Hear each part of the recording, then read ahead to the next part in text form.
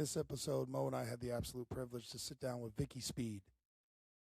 She's a wife, a mother, a partner, uh, CEO of Blue Cancer Connect, and we are Street Tales. The Street Tales Network is proud and honored to partner with her and her charitable organization, Blue Cancer Connect.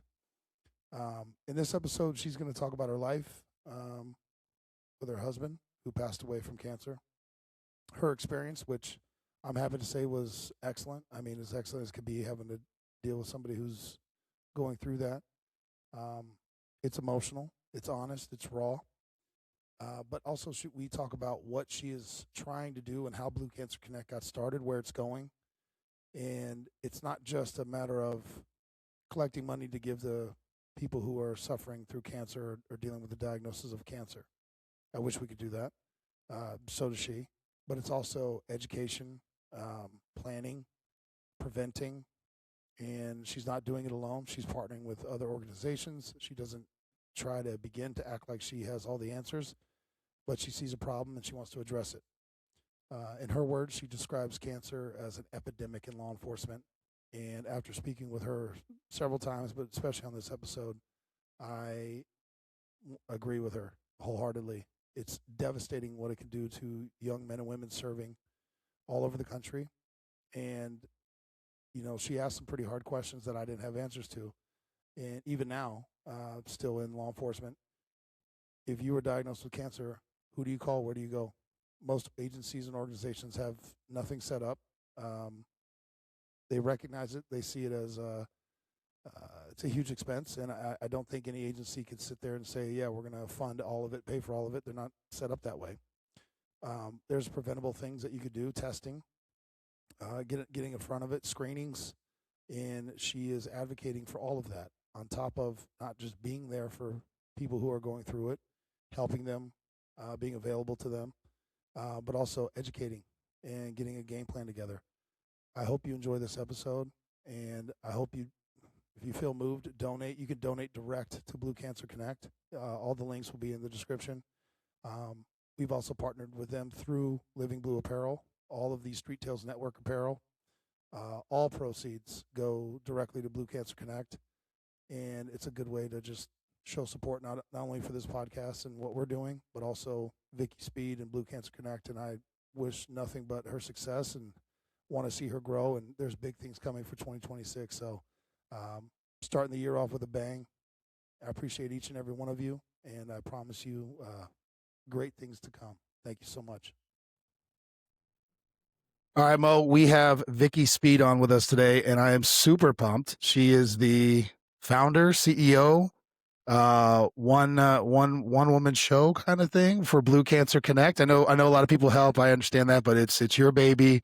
You drive it, you drove it, and I don't want to jump ahead too far, but the conversation I had with you, I was like, I'm in, I'm a fan, I love what you're doing, and we partnered together with our apparel line, which is actually doing much better than, you start something new, you never know how it's going to go, but I'm super excited to get into that. But Vicki, thank you so much for your time, and I appreciate you being on. Well, thank you guys. I think this is a great honor. Don't think it was an accident we met.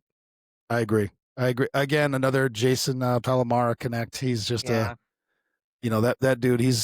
I know he's got his job and his passion, but he's I don't know what you call those people. He's he connects people. Yep. He's a Whatever conduit. those people are called. Yeah. He's a conduit. Come on, Mo. Let's go. Mo got them braids in. Now she's just dropping all these big words. Let's see you, Mo. Awesome. You're ridiculous. I love it. Vicki, I just want to say, Mo, go. I just want to tell you, Vicki, thank you. I did a lot of research to look in when Tyler was telling me about, hey, I want to have her on there. And I was looking at all the things that you are doing and all the ways that you are helping people at such critical times in their lives. And I just think it is such a powerful and inspiring thing to do, especially from what it was born out of. So I am just really humbled to have you on our show, and I really appreciate your time. Thank you. I appreciate that. Thank you. Awesome. Vicki, we talked a little bit before we started, but I don't want to jump all the way, I guess, to now, because there's so much that leads us up to now, and not that we're going to have the time to cover every aspect, but Can you just talk a little bit about where you grew up, how you grew up, kind of what got you in the direction that you are now? Yeah, absolutely. I'm born and raised in Southern California. I actually still live in the town I grew up in, crazy enough. Oh, We were gonna leave, but my husband, when I met him, went against the rules. You don't work and live in the same place. He chose to do that, so we yeah, stayed here. So I went to high school here. They call us lifers. It's kind of nice though now that I lost my husband. You know, I still live in a community where I know everybody. He worked here. yeah, So as far as being a widow, I think there's a lot of comfort in that. Obviously the station is not that far from me, so anything I need. I start actually crazy. I started working when I was 14. I've never damn, not worked. Oh, I wow. had those parents, you know, you get a job, you don't get a car unless you have money. yeah, So I've always worked. I went into construction management in my early 20s and Oh, stayed wow. in it. Kind of crazy. I had a bookkeeping background. I did it for, I'm going to age myself, 40 years. okay, Um, we'll bypass that one. You look And, great. but I yes, thank you, but I think you just find something and it's a niche and you do really well at it and you just stick to it.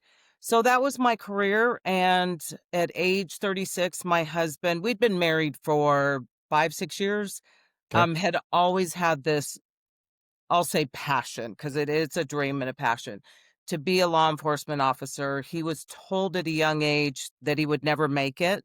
So somebody planted that seed. And this is the craziest part. Never told me. Never Oh, knew huh? this. So you didn't know? Okay, Never knew it. Showed up to my office on a Friday and said, I have to tell you something. And he never came by my office. okay, I just took the test for the Los Angeles County Sheriff's Department and I passed and I have to be back tomorrow. Okay, this is the first I'd heard of this. this is My amazing. family did work. My brother and my sister-in-laws were employed by the LA County Sheriff's Department. So I knew this, I knew this path already, but I was like, where did this come from? And he said, I've never told anybody because someone in my life told me I couldn't do it. So he's 36 years old, going into the academy, quit his job. We had just bought our first home. We had a little one at home. Damn, And so our journey began in law enforcement.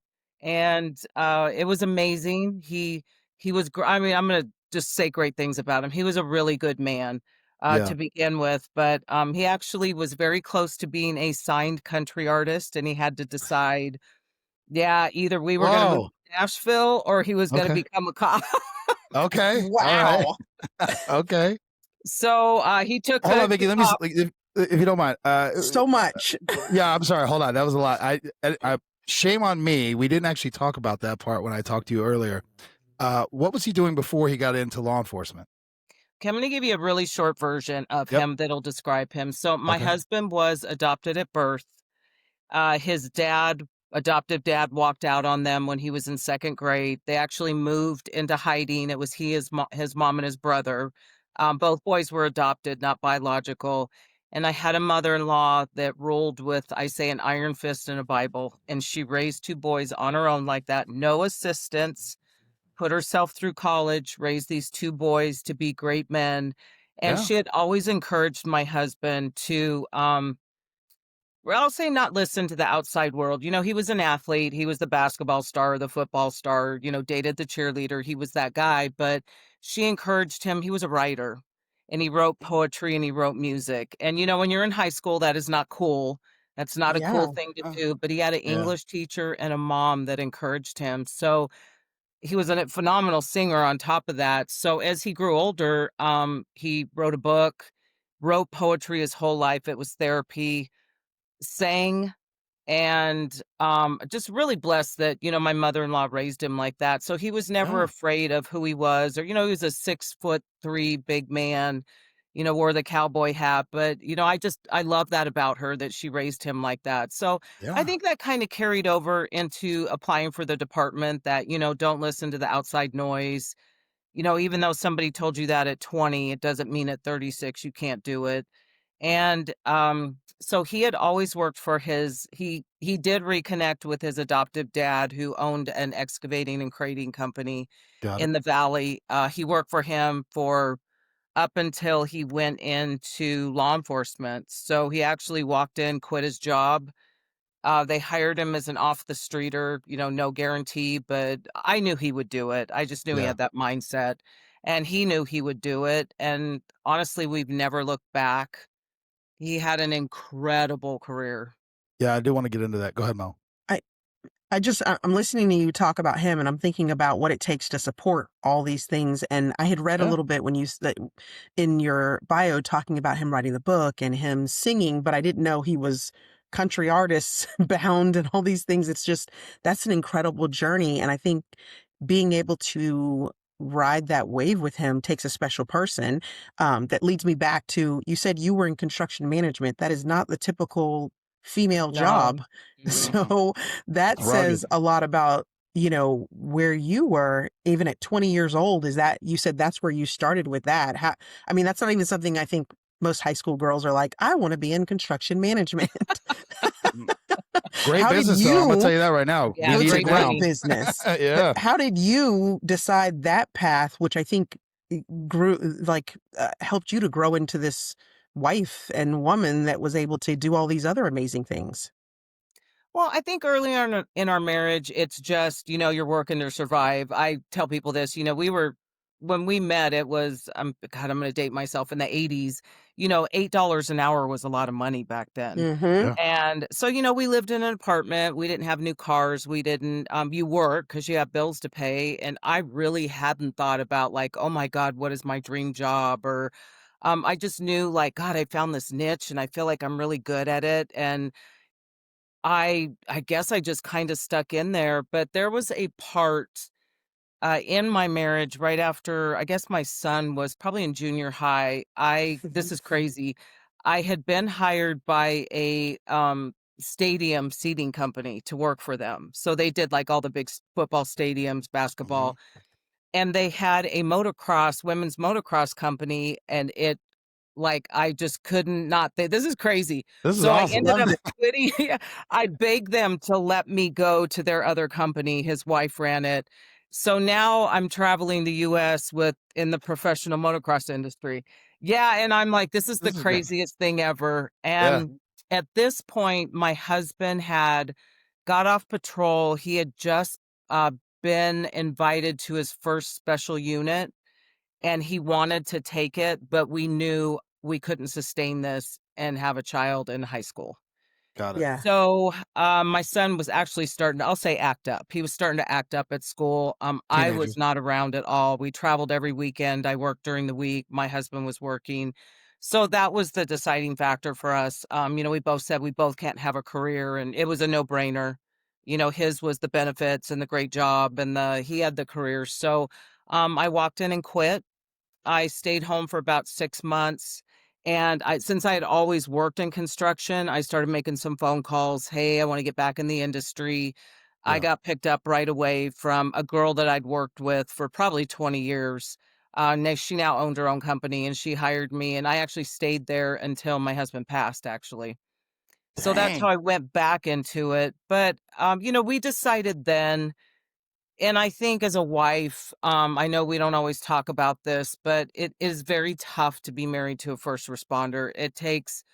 You have to be strong. You have to be willing to, hold the fort at home. And I knew without a doubt my husband was created for this job. And I never wanted him, not knowing he was going to die, I never wanted him to look back and say, God, I wish I had, or I Right. wish I had been on that Yeah. team, or I wish I had done this. And so, when he passed, I remember he said, "God, I have no regrets.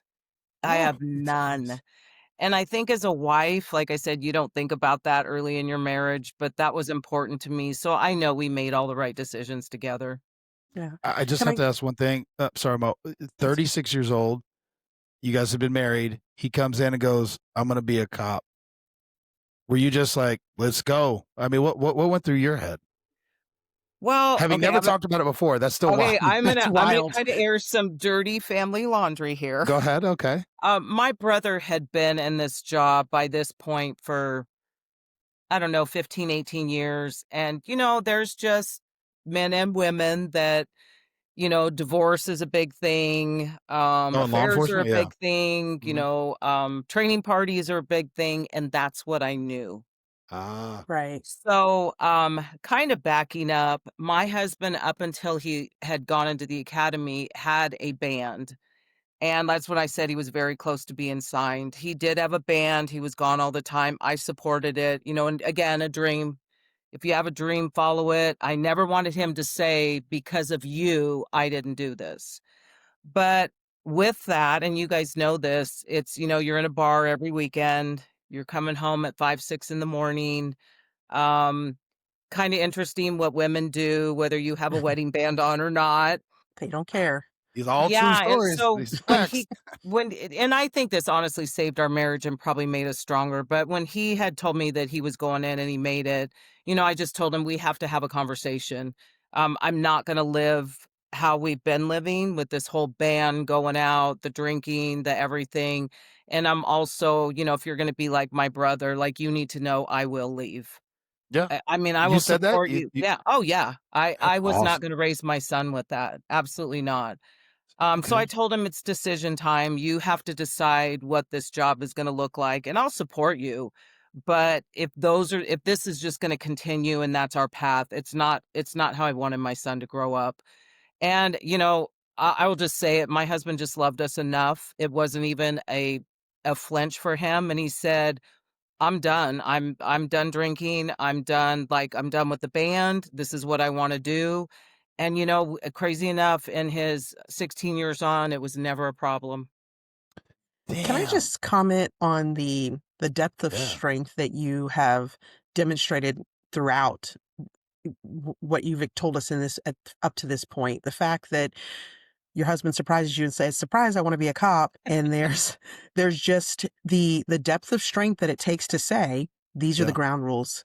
This is what Yeah. needs to happen," because those are conversations I think get missed in marriages very often. Yeah. And then that's where problems come up. But then there's the other side of, you had this career where you were traveling and doing all these things, and Yeah. and it came down to, I've got to be home for my son and we've got to make a decision, and the depth of strength it takes to say, you have this job, you are following a dream, and you're providing stability in the respect of, insurance and all these things. So I'm gonna step back. So many people would allow ego and look at that as a weakness, and I just Yeah. see such a strength in that. So very I Well, got interesting. yeah. I think you guys know in marriage, it is that give and take, and it's that, and it was crazy. I never felt like I gave anything up. I never Yeah. felt that way.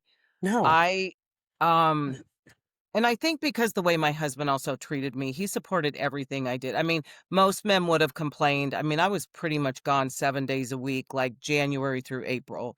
And I'm with men at the motocross track. My husband never said a word.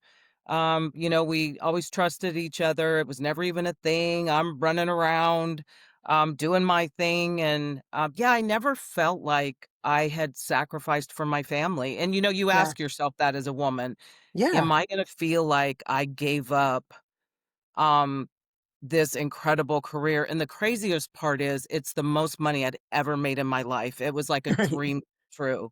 Yeah. Yeah, Yeah. and I'm traveling the US, and I thought, "God, the money isn't even that big of a deal." And maybe that's Yeah. maturity, maybe that's, Yeah. but we coulda lost our son at that point. He was kind of Yeah. floundering and, we weren't really home. We just thought he was good, and, Yeah. we get home later at night, and then you find out they're not so good, and, so maybe it's just we had years under our belt at this point. We'd Yeah. probably been married 15 years. Right. So we had some years there, and, so, yeah, I think you do it, but yeah, I get it. I talk to a lot of women, they wouldn't have done it, or that you would Yeah. have heard about it. Of Yeah. course. No, for Of sure. For course. sure. I think I people will say miss it's good to that. hear a dreamer, creative, writer, singer turned cop. I not that I'm Well, I'm becoming not a singer, but I'm becoming some of those things after my life, and I always thought I was the odd one out. But I have met a lot of very interesting people who do this, who do the job, so to speak. So it's cool to hear that as well.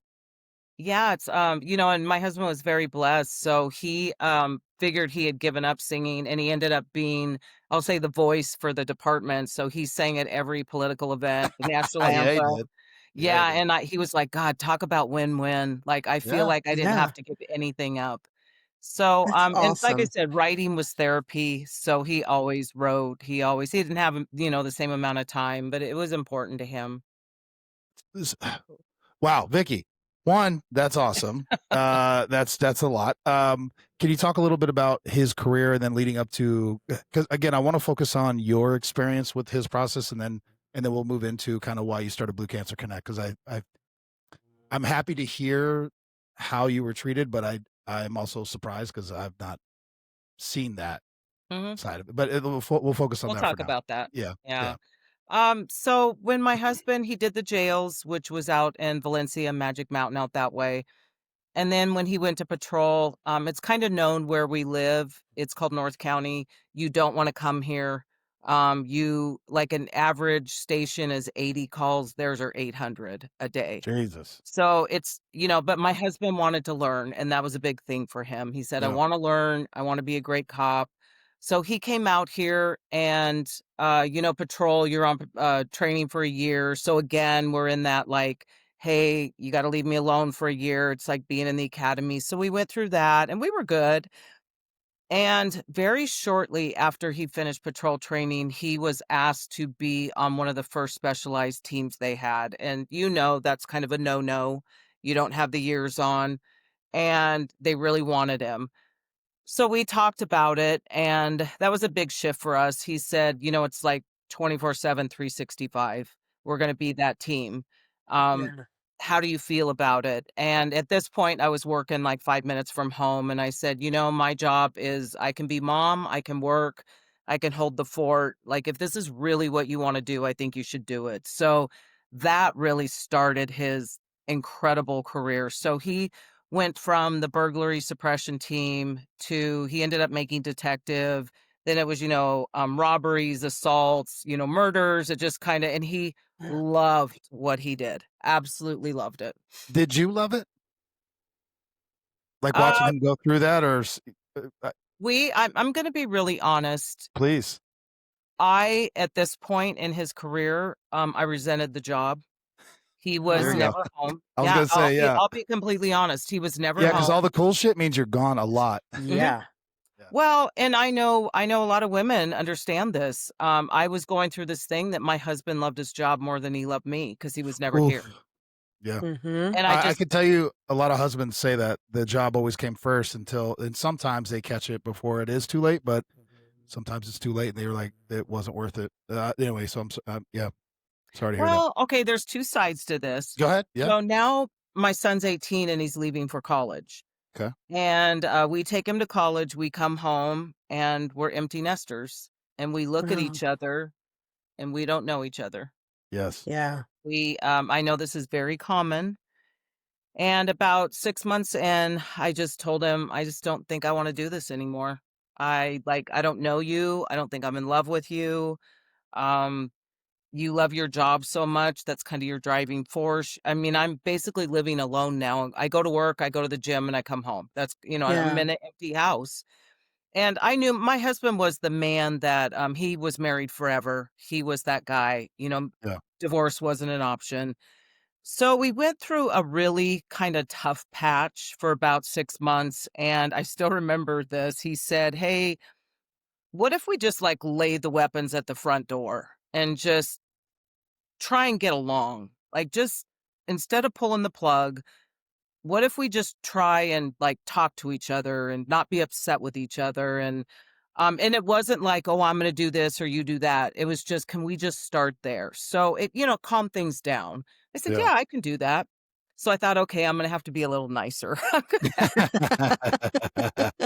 Yeah. So, finally things kind of came to a head, and I just told him, we have to decide because I'm not happy. I can tell you I don't love you. I'm not in love with you. You're a great dad. You've given me this great life, but I don't want to live like this anymore. Yeah. So we did what I guess I would probably recommend for a lot of people. We decided to sit down one day and just lay it out. And Okay. we thought, if we don't do this and we end up pulling the plug, then, we didn't give it a chance. And I didn't even know where it was going to go. Yeah. And it was probably about a 4 or 6 hour conversation, and neither Mm, one of us held back. And it was awful. nice. So we Yeah, that agreed. doesn't sound fun. No, we agreed, you get to talk. I will say nothing, but then Yeah. I get my turn. Yeah. So my biggest thing was the job. I hate your job. I feel like you love it more than me. You're not around. You don't care about me. You don't, I feel alone. You're just typical cop wife. Well, what's really interesting, I went first. So Yeah. now it's his turn. And um, he said, you've never respected my job. Mm, You don't ask me about it. You're not involved at all. So interesting. I Mm. think it would be just as easy for me to say that you don't care about me. Oh. And you're like, oh, and the conversation's supposed to be, this is all your fault. Yeah. Yeah. Right. Yeah. Yeah. Right. Yeah. So that really started our conversation. And like I said, we aired everything out, but then we talked about what would it look like to just get along? Not say we are divorcing or we're not, but to just try and get along. We were raising a son, we were still married. And then we said, what do you need from me? Mm, And I said, I need to feel important. Mm. I just need to feel important. I said, I feel more, honestly, I felt more important going to work, working with 25 men, and he felt more important going to work, working with 10 women. That's kind of where you get it from. And I didn't want it Yeah. to be like that. So, he actually explained his job to me, Oh. and he said, here's what I need from you. I don't need you to be involved with it, but I need you to respect it. Mm. And we had never talked about that. And I thought, God, I really have never respected his career. mm, I just kind of thought, he did this and I was good. I supported it, but no, I didn't respect it. mm. So, you own all your shit. I'll say it. You own your Yeah. shit. So what we agreed to, we would start dating, that I gave him free reign to work as much as he wanted to, but every Thursday at 5 p.m. we would meet at a restaurant and have dinner. And regardless of what his day looked like, he could go back to work or he could come home. It did whatever he had to do, but that we would start making time for each other. And so we started doing little things. That's awesome. And next thing I knew, God, our marriage was so, like, I didn't even know I could love him that much. I just had a Oh. whole new look, how he looked, how much I loved him. Yeah. I loved his job. His hours didn't Oh. bother me. And I think we started communicating a lot better. Um, I knew what he needed from me, and he knew what I needed from him, and we just learned to, uh, find that middle ground, I guess, and we didn't there was no, like, mudslinging or "You did this," and we Yeah. agreed, "You can't bring the past up. We're not gonna rehash this. We're gonna put it behind us," and the crazy part is 4 years later, my husband was diagnosed with cancer. Wow. Okay. Hold on. Wow. Yeah. I want to come back to that, but I got to say a couple things. I'm listening to you. It. I've always had these questions, and unfortunately, your husband has passed. But you were already married and had a child when he decided to get into law enforcement. He was 36 is relatively older to Mhm. start the career. I'll say that. Mm-hmm. Um, and we do talk. I just Mo, help me with this. We do talk a lot about the negative aspects of the job, but with all the negative, there are strong positives. I still find it a noble profession, and Yeah. it takes bravery to do it and do it Mhm. well. But here you are. You were married to a country singer, writer, poet, and now he's a cop. And I'm sure he we don't have to dig into all of it. I'm sure his personality changed a little bit. His demeanor probably changed a little bit. Good days and bad days affect you differently, and not everybody brings it home at some point. Yeah. And but I love hearing you say that you guys kind of reset and you started just dating again, and I think that's huge. Yeah. to me, Well, I want to comment instead too. of just throwing in the towel. Yeah, it was real. The That Thursday night dinner changed our whole life. Yeah, That's that's awesome. incredible.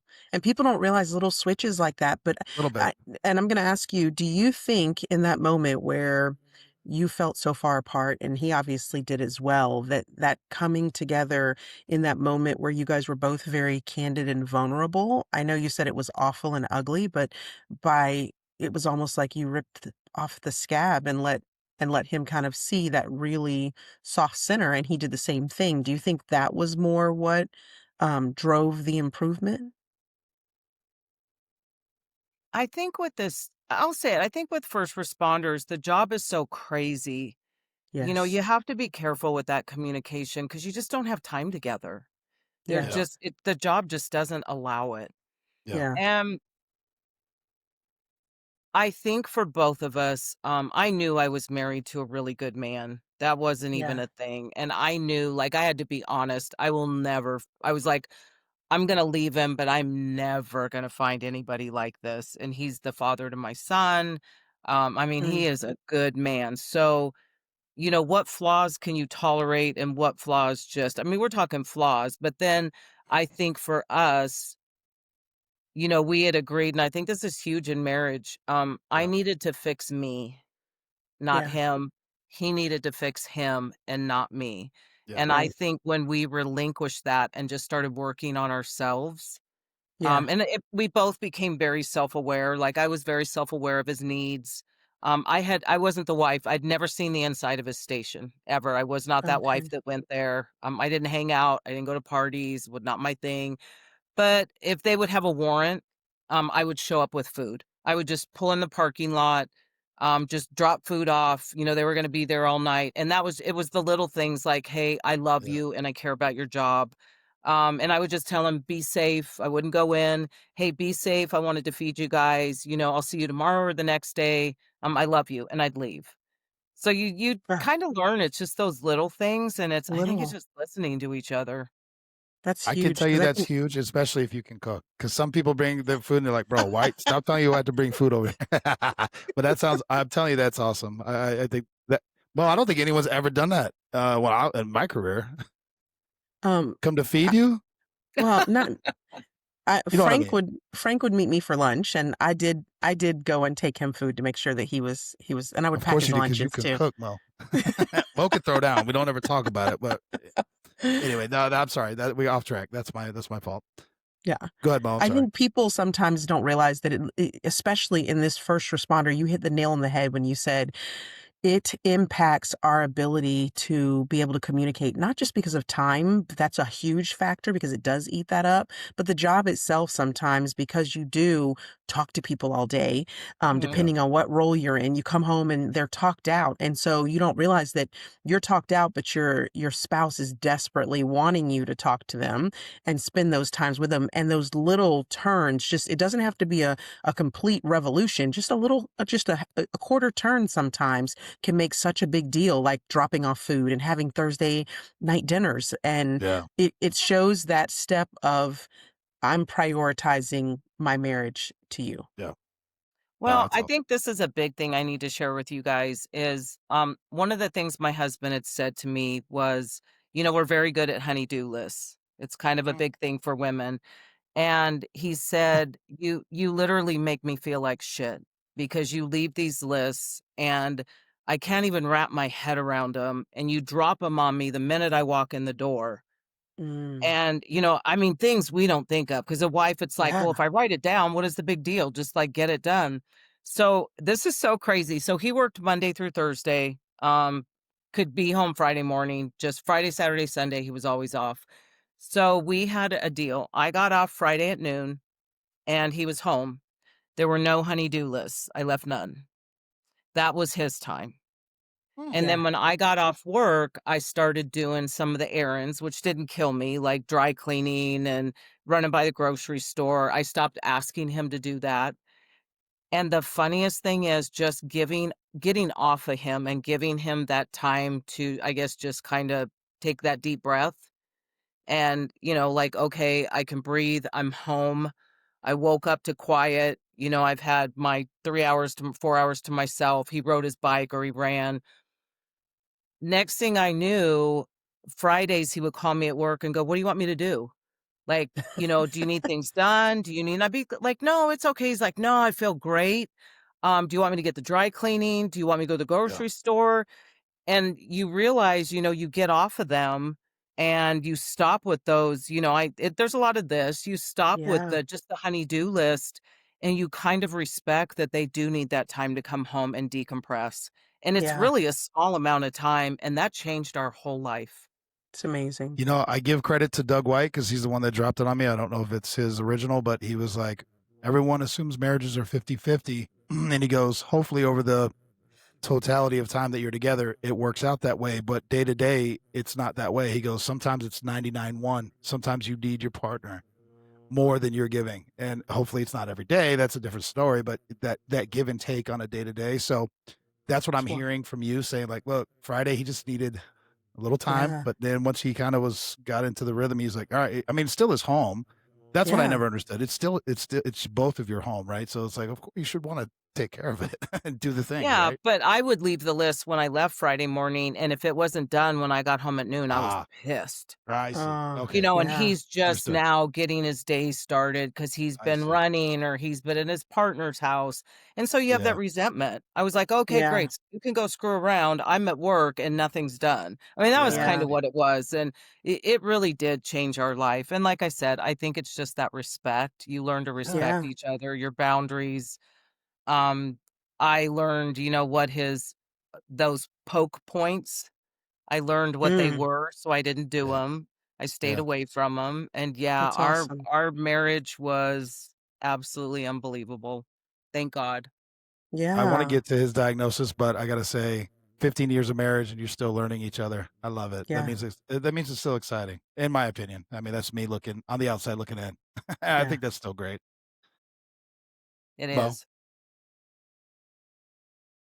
So I think that you kind of touched on it. You said then 4 years later he was diagnosed. What led up to him finding out? Was he feeling well? What led us to that point?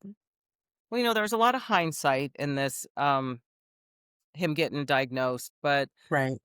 he was training. He had just turned 50. He'd been a runner his whole life. And Right. he had a really rough fall, winter training. And we were laughing, oh my God, I'm 50. The job's kicking my butt.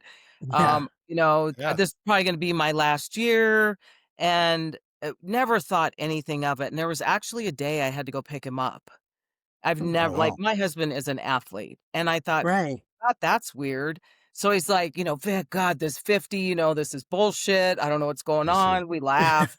So he went to Baker to Vegas in March of 2016. My son went with him. It was like a father-son trip. And he texted me and he said, I just finished my leg. I felt like I was going to die and I almost didn't make it to the finish line, but I finished. Still didn't think anything of it. Right. Yeah. He's So thinking I'm 50 and that's what it yeah, is.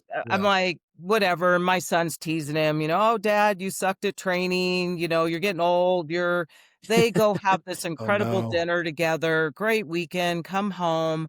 And now we're in probably the first week in April. And he had been telling me like, "Hey, I'm going to the bathroom a lot at night. Things are weird." I'll be, too much information here, but it was affecting our relationship. And he was just like, "Hey, there's something going on." And you're like, "Okay, whatever." I would ask him, "Are you okay?" "I'm fine." "All right, not asking again. I hear you." Right. So one day he tells me, God bless you guys. The detectives went on WebMD with him and they diagnosed him. Oh, Jeez. God. So yeah, it was prostate, but it was from being 50 and he already knew what medication he needed.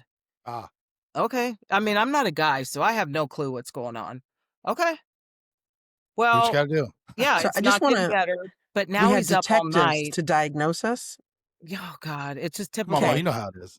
I Yeah, know. you know how it Okay. is, Woman. Mom. Very well. That's how Well, guys now are. he's up all night and he's keeping me up. Yeah. Right. So I go and I start sleeping in the other room and I'm like, "What is going on with you?" And he said, "I'm fine." Okay. So I Yeah. still remember it. It was a Friday. Came by my office, never comes by my office, Oh no. sits down in the chair and shuts my door. Uh-oh. I said, "What is going on?" He said, "I don't feel good." "Okay, what does that mean?" And he was completely jaundiced and his eyes were gray.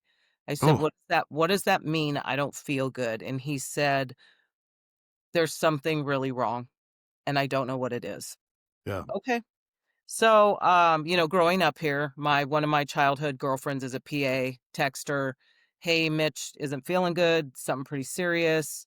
She says, "Hey, send him over, tell him I'm gonna order labs right now. Tell him to go over and do them, and then I'll call you guys, you can come in next week." I said, "Okay." Well, he took off of work. He said, "I don't think I'm gonna go to work next week." He said, Vic, I don't feel good." I said, "Yeah, okay, whatever." He gets his labs, we go through the weekend, I go back to work, and we have an appointment the following Friday. We go in, and this is our general practitioner, and, my girlfriend's there, and just everyone's got this look. Can't Mm. explain it, People can tell. Yeah. Yeah. and I realize now my husband already knew, and, they asked me to leave the room. Leave the room, come back in, and I look at my husband, I said, "What is going on?" And Stephanie won't even look at me. Right. And he said, "Oh, I think I have to go to City of Hope." Well, I don't know what the City of Hope is. Right. I said, "Okay, what does that mean?" And he said, "Well, I don't know, we're not gonna get ahead of ourselves. Let's just wait and find out." Okay. So we get done and Stephanie won't look at me and I'm like, "Steph, what is going on?" And she said, "Vicky, it's okay. I got Mitch an appointment in City of Hope. We're just gonna see what's going on. His labs are a little off." Okay. We're walking out the doctor door and my husband grabs my hand and he says, "Look at me." And I look at him and he said, "We're not going to ask why.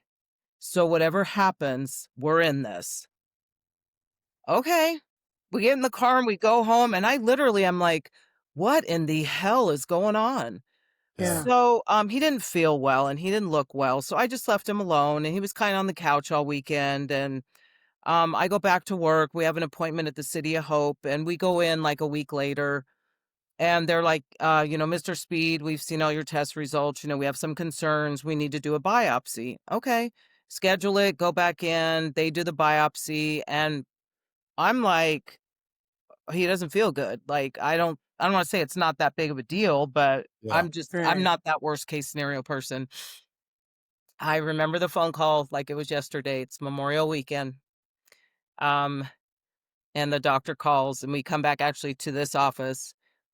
Mitch has him on speaker and I can tell you verbatim, "Mr. Speed, we are very sorry to tell you all 12 tissue samples came back positive. You have a very aggressive stage 4 cancer, and we need to get you in right away to start treatment." I heard nothing else after that. They kept talking. We had company, and our son was out of town.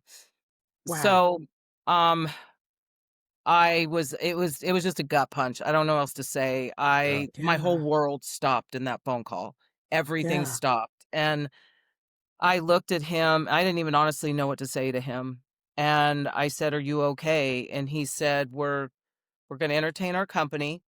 We're not going to say anything. And we're going to wait till Brody gets home and we're going to tell him first." I said, Mm. "Okay." So you can imagine, you're out there, "Oh, so you guys do want a glass of wine?" It Yeah. was awful. It was Yeah. so Better Gosh. awful. man than me. I'd been crawled up in the closet. But I I'm sorry. I Go ahead. couldn't Yeah. even process what just happened. Yeah. Yeah. Yeah. We went to bed that night. We didn't say anything. The next day we kind of talked about it and I just, "Are you okay?" And he said, "Hey, we're going to face this together and Vic, I'm tough. I'm built for this. I'm going to beat it." Yeah. Okay. And so our journey began and it was 26 months of an absolute roller coaster. Yeah. Wow. He never made it back to work. He had every intention, but it just never worked out. He did really great at first. We thought like, "Oh my God, he's gonna beat it." He did Yeah. great with chemo. The numbers look good. And every time he would get ready to go back to work, he would always end up in the hospital. So Mm. finally we kind of laughed and we're like, "Okay, obviously you're not meant to go back to work." Yeah. Um, so we were just on this journey and we had agreed that we would not let death take over our home. We would not let cancer rule our home, and we were in it together, and this is where I go back to the thank God our marriage was so solid. Like, we Yeah. were in this together, Yeah. and, I knew what could happen.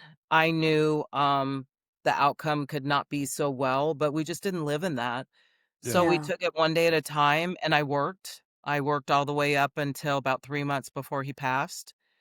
And that, whole 'nother story, that we've talked about it, Tyler, the agency, his partners, we'll get into Yeah. that later, but, um, yeah, he ended up passing away, and that was, not what I thought was gonna happen. I didn't think, at 53, I would lose my husband and be on my own, Yeah. Yeah. and, so that's a grief is a whole 'nother thing in itself. Was that your first kind of not exposure, but was that like your first kind of wading into the world of what cancer does to people, how it affects family? Like everyone knows cancer exists. We got the concept, but like Right. until you see it, and again, I've never lived through it, but I've seen it on other people, friends, acquaintances, coworkers. Was that like kind of the first time you'd experienced that? Yeah, I had never, we didn't know anybody with cancer.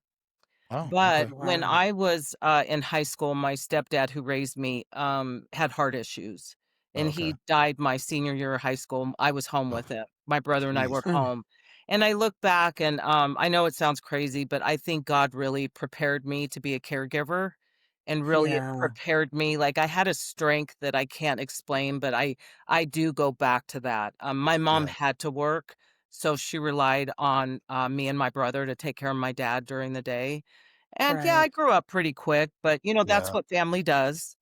That's what you do. But I've talked to my mom about it. I said, wow, I never knew, what I was being prepared for. But God, just going through that and seeing my dad die in front of me and, being in and out of the hospital, God, did it strengthen me for this. Mm, Right. damn. Go ahead, Mo.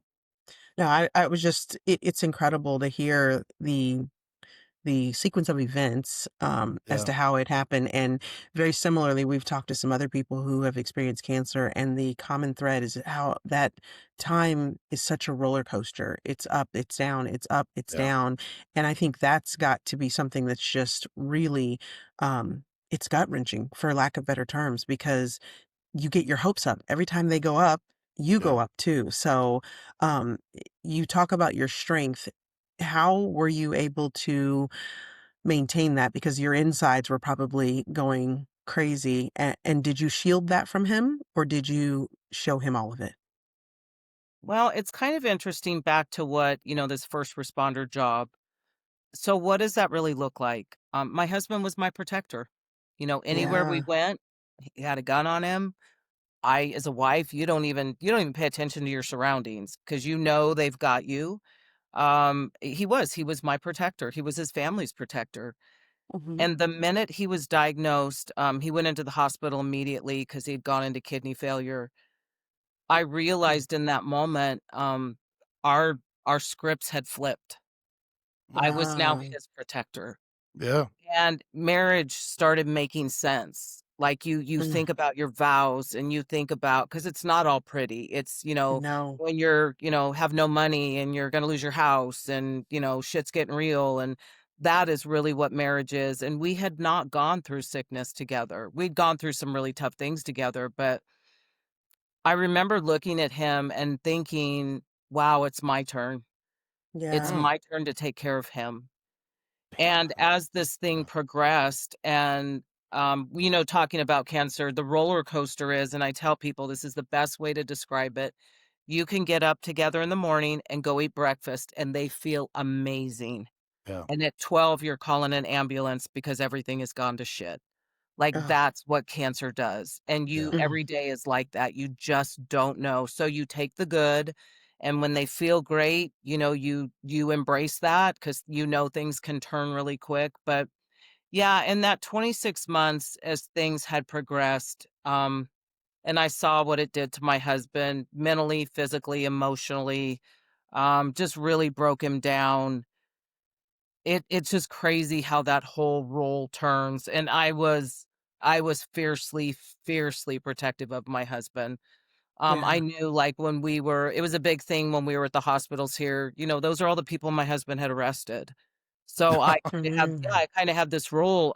Mitch Yeah. wasn't strong enough to do anything, and Yeah. he right. just has that face, and we have that name like Speed. It's not really, you're not going to forget that name.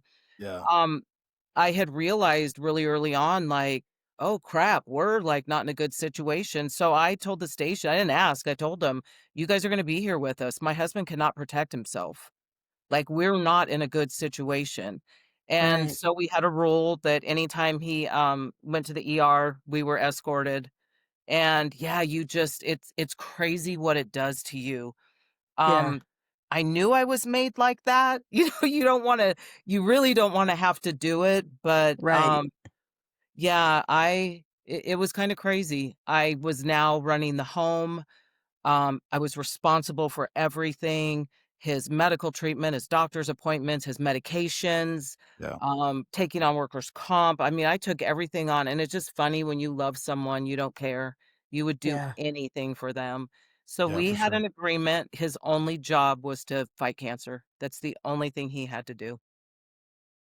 I think this is a good time to transition because again, you saying like his agency escorted him. I can tell you right now, I don't know many agencies that would just do that. But Nope. can you talk about your experience on for you, and then I'd like to transition into kind of what started Blue Cancer Connect. But I love your story. Again, I hate the situation, but the support that you had and still have. Right. Yeah, very blessed, I will tell you that. Yeah. I always start off by saying I'm not a bitter wife and I don't hate our agency or, I don't hate law enforcement. So my husband was diagnosed. He informed his sergeant. At this point, he's in the detective bureau. It was extremely upsetting to his partners. We knew it would be. And, they were like, hey, we want to help. So Mitch was diagnosed in May. He was in the hospital in June. I was working. I would stop by and visit him at the hospital. They never left him. Like, there That's were awesome. at least 5 guys there all the time. So I was just going back and forth to work. And he gets out of the hospital. Now he's going to start chemo. And they tell me, Vicky, we want to take him. It's every Friday. I said, well, it's okay. I'm off at noon. I'll just, work like longer days and take Fridays off. They're like, no, we want to take him. Mitch, are you okay with this? And he's still feeling really good. He said, yeah, honestly, I'm good with it. Like, what I want us to keep a normal life. I want you to have a normal life. Our Mm. son was in college. My husband made him promise he would not quit. Yeah. So we Oh, had an agreement. We were going to run our home as normal as possible. So Yeah. I that's let them awesome. take him. I never went to chemo. I did not go to one of them. I did go to the doctor's appointments. Those were mine. But now we're in September and they do this huge luau surprise fundraiser. We walk in, we're crying. There's probably 1,000 people there. But Wow. we Yeah. were okay though. Like financially, we were okay. We didn't really know what lied ahead, and so you're kind of, I'll say, embarrassed. I think my husband was a little embarrassed, but we had agreed. I said, Mitch, you have to let them love you, and you have to Yeah. let Yeah. them support you. This is Yeah. just it's all you guys know to do. That's like Right. that's your love to your Yeah. brothers and sisters. True. So, I mean, I'll tell you. So we got $12,000, and we just put it in the bank. We were like, wow, we don't need it. We're kind of embarrassed, but we'll put it away. And so that's September. Now we get through the end of the year. Things are really looking up. His numbers are looking good. Chemo went really well. Going to the doctor. He's getting treatment every like 28 days. Now we get into the new year, and now the roller coaster is definitely hit. I mean, this roller coaster never stopped come 2017. Yeah. So we would, and I probably should have shown you guys the pictures. We would show up to the City of Hope here in the Antelope Valley, and we have pictures. There's the whole parking lot is black and whites. There's 25 Wow. at least uniformed deputies, and they prayed with us before we went into every single appointment. Dude, that's amazing. Yeah, Absolutely I That mean, is amazing. I don't mean amazing. little numbers. And we've had 4 a.m. surgeries. We would walk up, and there would be 10 guys there. It's Hey, awesome. Speed, That's we just came huge. to pray with you before you went in, when he was in the hospital. I mean, it didn't Yeah. matter. So this is probably the one thing I remember the most. We're in 2018 now, and I didn't know, but I think looking back, I knew. December of 17, I think my husband knew the end was coming. I think he Yeah. knew that was our last Christmas. It just, you get that vibe, you get that like Christmas was over the top. Yeah. I got a new wedding ring. I was like, what is he doing? And I thought, just let him, this is tough on him. Just let him do whatever. So now we're in January and they tell us that his numbers are tripling and we're kind of running out of options. So, okay, we probably need to let everybody know things are, we're on a pretty tough journey here. So now we're in we're calling 911 kind of regularly. Things just are not good. We're on this roller coaster. And mind you, I'm still working. Yeah. So every time this is so crazy, and I love these guys. They would call 911. Well, one of the guys, and I don't know how, would always hear it, and it would just turn into some like everyone's rolling code. And it would be like a, hey, he had chest pains, and they would, no, tell him that he's not breathing, we need to get there sooner. And I didn't know all this till later, but so I would be at work and he would be like, hey, Vic, I don't feel good. I just called 911. And, I'd run out the door and fly home, and I'd get here and it's like, there's just deputies everywhere and black and whites. And, I'm like, oh Yeah. my God, you guys. Yeah. So this is all I knew. And I was deeply, deeply grateful. But he Right. went into the hospital in May of 2018, and we knew it was bad. We couldn't control the pain anymore. And we did have to call 911. And they let me ride in the ambulance, and they closed all the intersections to get my husband to the hospital. And I'd never experienced this before. Yeah. And I remember sitting in the front seat. I think I was just in shock because I knew things were bad. Yeah. And I'm watching all this and I'm thinking, why are they closing the intersections? Like, my husband's he's not going to die right now. Um, And we get there and we go in, and this, hey, this is one of ours. This is what's going on. Yeah. I now, everyone's running to him, and I'm like, this is crazy. So he gets admitted, and I did not know at the time there's a parolee around the corner. I think we're in critical care. So they closed the floor down. And Wow. now, mind you, I'm not paying attention to anything. My husband's in pretty bad shape. I'm actually Right. living at the hospital now, and we're not really allowing visitors. He's just, the pain is too much. Yeah. So I would walk out the door and it's like the hallway's locked down and there's 3 deputies there, and people were calling me, "Hey, I can't get up to the floor. Like, what's going on?" And I'm like, "I don't know." Well, they had locked it down and you had to have a password to get up. And I didn't realize it was they were protecting him. And he was in for a week, or maybe even 10 days, and this went on the whole time. Wow. So, people were kinda coming and going, and, I don't remember a lot. Every couple days I'd run home, take a shower, grab some clothes, and go back. And so they're gonna discharge him from the hospital, and that turned into a major ordeal. That's where we started hospice, and I can tell you guys, I didn't know what that meant. I thought it was because they told me the pain meds were at such, like, huge doses and so many of them, we couldn't get them from a pharmacy, so it was basically like, "Hey, it's palliative care, but it's considered hospice." So I'm like, "Oh, we got this," dumb me. And we load my husband up, and now he's in a wheelchair, and we go downstairs, and the whole parking lot is just black and whites. Yeah. And I'm Wow. like, "Oh my God, you guys." I love you guys. So we're loading him up, and just a million things are going through my head now. Like, God, what does this look like? He's in a wheelchair. Oh my God, like I need to do this. I need to do that. I need to, and my head's just spinning. And Right. I come around the corner from my house. My whole street's lined with black and whites. I'm like, and my husband's crying now. He's very emotional. Oh. He's in a very weak state. He's crying. Yeah. And I was like, gosh, babe, I don't even know what to say. Well, we did not know 3 days later he would lose complete use of everything from the waist down. So he was pretty weak, and they got him out of the car, carried him in the house, and I was so grateful at this point because I knew this was becoming a little bit more than I could do on my own. Yeah. Right. So we get home, and 3 days later, he's paralyzed from the waist down, Oh, and he's wow. in our spare bedroom, and I remember telling myself, like, I'm not gonna let my husband live like this. He's Yeah. in a bedroom with 4 walls, and he's bedridden, he's paralyzed, completely dependent on me. So Right. I actually, called my girlfriend who's an interior designer, and I said, "I don't know how to redo my house right now, but I need to move him to the front room. Like, I'm Yeah. Mm. not gonna have my husband live like this."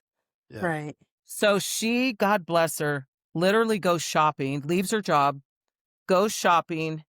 She walks in with there's a new couch, a new rug, a new TV, new pictures for the wall, and she had called the station, and for his sergeant and 3 of his partners were here moving all the furniture.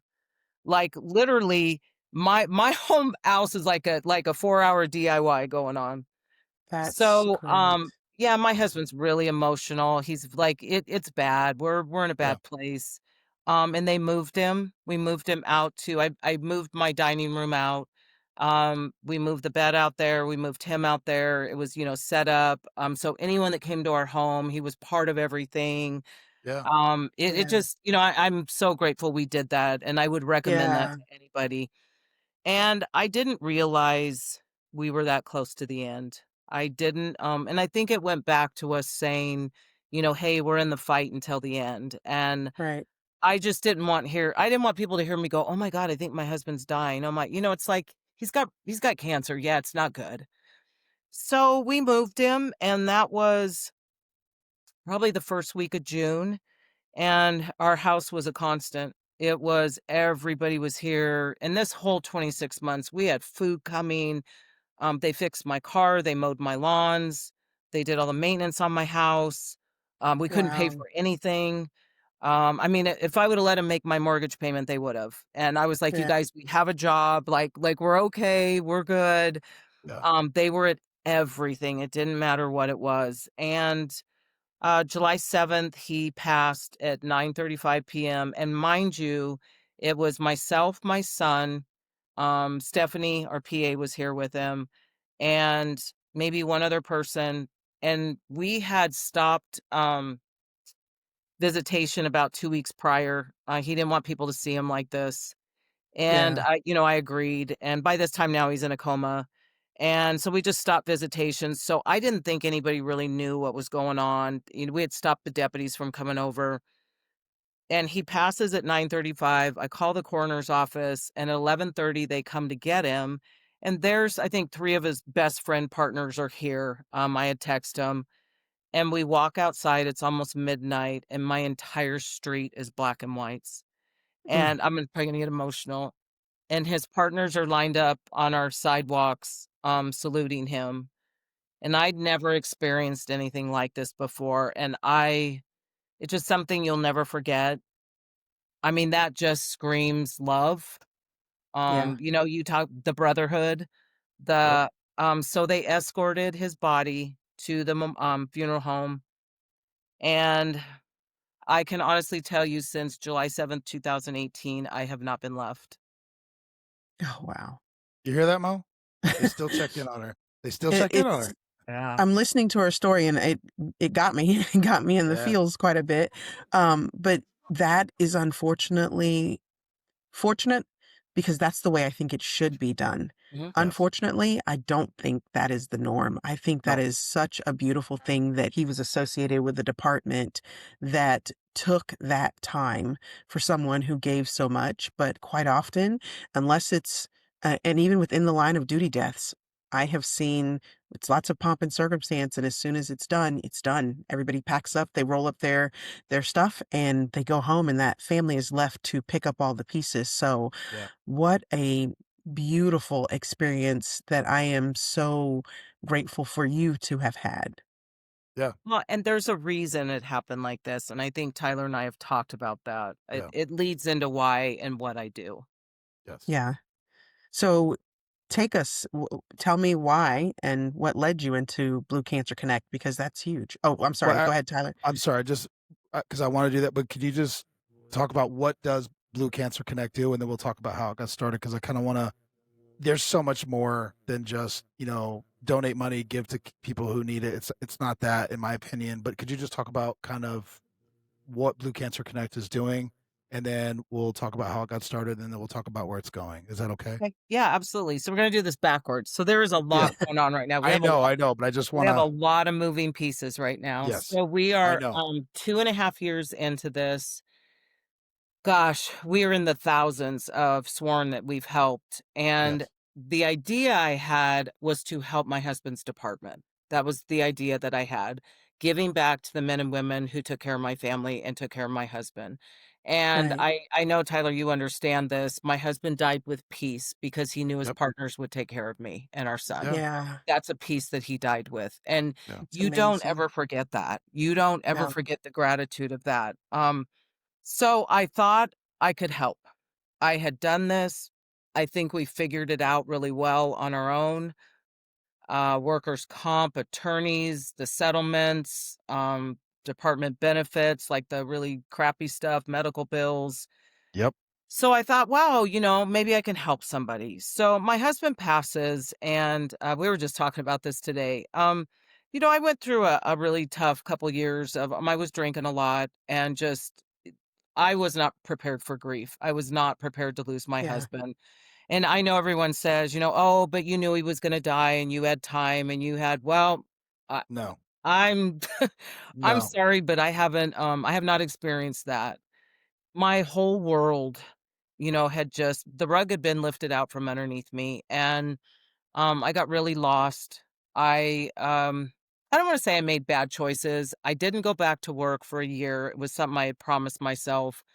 Yep. But my son was lost. He was not making the greatest choices. I'm trying to come out of grief. I'm trying to run a home. And literally, you wake up and go, what do I do now? Yeah. Like, I Yeah. have no husband. I don't have a job. I don't, like, what am I doing?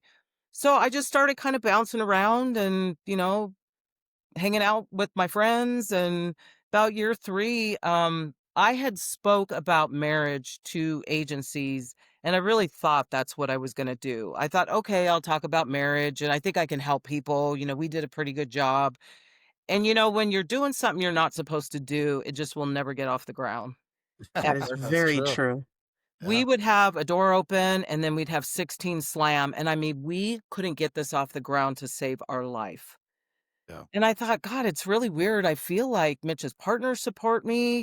They'd show up to stuff. And yeah, we were absolutely failing. So 2022, I had started getting involved with our department and more like on the mental health wellness side. Okay. I think what happened my husband was like dad to everybody. He was the guy you went to for marriage advice, or it didn't matter what it was. Mitch was that guy. Yep. So I think it carried over to me, like, okay, Mitch isn't here, and I was close, outside of work to most of them. So it's like I'll go to Vicky's house and talk to her. They went through stuff. I'm going to talk to her. I have a drinking problem or whatever's going. I'm getting divorced.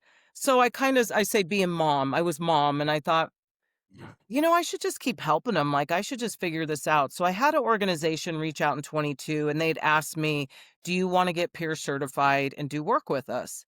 I thought, okay, yeah, that's really cool. And plus now I have a purpose. I'm not just running the streets and, I'm still not Yeah. working. Yeah. Um, I thought, well, that's Yeah. really cool. Well, I went to this week training and it absolutely changed my life.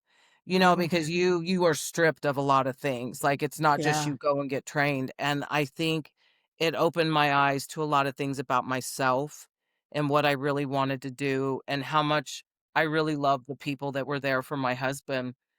So I came home and I really thought that's all I'm gonna do. I'm gonna do peer. I'm gonna go out in the world and figure out, who needs help, and I'm gonna be Mitch's wife and, be stoic. And so we're in 22, about 2 months later, and you guys, this is crazy. I don't share this a lot. I'm a girl of faith, so is my husband. Yes. I get woke up in the middle of the night and I Mm. hear this voice that tells me, write this down. And it's Blue Oh. Cancer Connect. And I go back to bed and I wake up in the morning and I'm like, did I dream? So I go out on the counter and there's a sticky and it says Blue Cancer Connect. I have no idea what this means. And Okay. I'm like, God, that's weird. I put it away somewhere. I thought, well, that's really weird. Okay, whatever. This is September. I knew I wanted to help with cancer, but I'd also asked God to please not put me in this because I couldn't deal with the death Yeah. and the really Yeah. ugly side of it. And I was Yeah. afraid it would break Right. me. Yeah. Right. So I was like, well, God, Fair. I'll do it, but I just like want to do this much. Like Yeah. I'll help him get a doctor's appointment or something, and then like I Yeah. can be done. So this is like now it's like just tugging on me every day. And I thought, "Oh, God, I know I need to do something, but God, what if I have to go to a funeral? I mean, what am I Yeah. going Yeah. to do?" Yeah. So 2022, I get a call in November, and it's two lieutenants who were my husband's partners earlier in his career. Vicki, we just had one of our deputies diagnosed. Would you help us raise money? Hey, if it's too much, you can say no. These are the men that were helping my family. Oh my Yeah. God, you Right. guys know I'm all in. What do you need? And I'm excited. Yeah. I'm great at raising money. That's like my thing. So we do all this, and they're like, hey, we're gonna do a drive-by at his house. You should come with us. He doesn't live that far from me. I go, and this deputy walks out. Now, mind you, this is my first actual cancer anything. He walks out and he probably weighs 100 pounds and he's 27 years old and he's Oh. Oh. standing there with his mom and dad and he has Oh. stage 4 cancer and I absolutely lose it. Yeah. And I'm looking around and it's the same scenario. The black and whites, the 50 deputies, all uniformed, there to support him. And it almost dropped me to my knees. And so I put my sunglasses back on and I kind of backed up and I didn't want anybody to know I was crying. And I can remember it. I said, what am I doing? God, somebody's kid is standing here fighting for his life, and I know how to do this. And I'm Yeah. so worried about me. I'm so Mm. worried about grief and what my journey looks like. And my story's done. And it literally, like, it changed that day changed my life. So, I called my attorney the next day and I said, "Alex, I know this sounds so crazy. I wanna start a nonprofit called Blue Cancer Connect, and I'm gonna help officers with cancer." And he knew my husband. He said, "Vicki, I think that's the greatest thing I've ever heard." I'm like, "Really?" I agree. Yeah, I told him to file the papers, and I said, "I wanna launch it March 28th of next year on Mitch's birthday." So I took that That's time awesome. literally sitting at this desk and I got on Google and I Googled anything cancer and law enforcement I could find. And I couldn't really Yeah. find anything. Correct. And the ones I found, COVID had shut them down. So now Oh. Oh. I'm just Googling cancer, cancer in California, cancer in Florida. What does cancer look like? What do law enforcement officers get? And then I got on an airplane and I started going to these cancer events, like big events. And Yeah. I would pay my fee and walk in, and I thought these people are gonna think I'm crazy. And I would tell them my story. I'm a widow of an officer. I wanna help officers with cancer. We don't have resources. How do we get into your hospital? Or how do we get you're the best doctor in the world. How do we get an appointment with you? How do we get and crazy enough, everybody talked to me. They would hand me their Wow. card. They would say, "Call me if you need anything." And I just kept doing this, and I know people probably thought I was absolutely crazy. I called everyone I could think of. I mean, it didn't matter what it was, and then you find out, like, how do other people build their nonprofit? And I would go on their website, and I'm like, "Oh my god, they're doing A, B, and C. I need to do that." So then I'd Google that, and I did this until March. I probably still do Yeah. it, and I went to, City of Hope, Arizona had just opened, and we launched this from there. No one knew I was doing this. My family knew, that was it. Wow. I put a video out on my husband's birthday and made the announcement that I had now committed my life to law enforcement officers and cancer. We were gonna change the face of this. We were gonna do better for them, and I thought, "Wow, here I go. Here I go." I'm happy you did. Could you talk about Yeah. so Blue Cancer Connect, it's, yes, donations, but also you're educating, you're educating departments, you're educating first responders. I mean, last time we talked, you were helping with court cases, attorneys. explaining, benefits. We don't have to get into specifics, but there's deputies that have been diagnosed with cancer and they're not tenured or whatever, so they're not getting their benefits and they're getting fired, and you're like, that they didn't even know. Like there's a wide berth, so it's an educational platform. It's well, I don't know. Don't let me speak for you. I'm sorry, Vicki. But you're doing so many things. Can you just kind of maybe touch on them, and then we'll kind of dive into the different aspects? Yeah, so what happened was early on is our phone started ringing, and Yeah, I just kept thinking Southern California, LAPD, LASD. And now yeah, we're getting these phone calls from the East Coast and out of state, and, "Hey, I yeah, found you online. I'm an officer with cancer." I'd say, "Well, what are your resources?" "Well, we don't have any." "Well, do you have a program at your department?" "No." "Do you have do you have a cancer, like, hospital that you guys use?" "No." And this kept happening. yeah, Mm. And so, finally, one day, somebody called me, and I said, "I'm just curious. I'm not saying, I'm sorry you called, but why did you call us?" And it yeah, was a female, and she said, "Because there's no resources anywhere." Yeah. And I no, thought, "Oh, are you kidding me?" Yeah. So, I finished my conversation with her, and I'm online, and I'm like, "There's no resources." So I start pulling up agencies everywhere. I'm Hmm. looking, there's nothing. I'm looking, and I called a few of them. Like, there would be a wellness number. I'd be like, "Hey, I'm a widow of an LASD detective. I'm just curious, do you have a cancer program or, like, a pamphlet where they can at least call a hospital or a doctor?" No, no, no. no." And I thought, "Oh my god, these people aren't kidding." Now Nope. now by this time, we'll say I'm fall of '23, Hmm. and we think we'd hit 14 states of officers Wow. calling.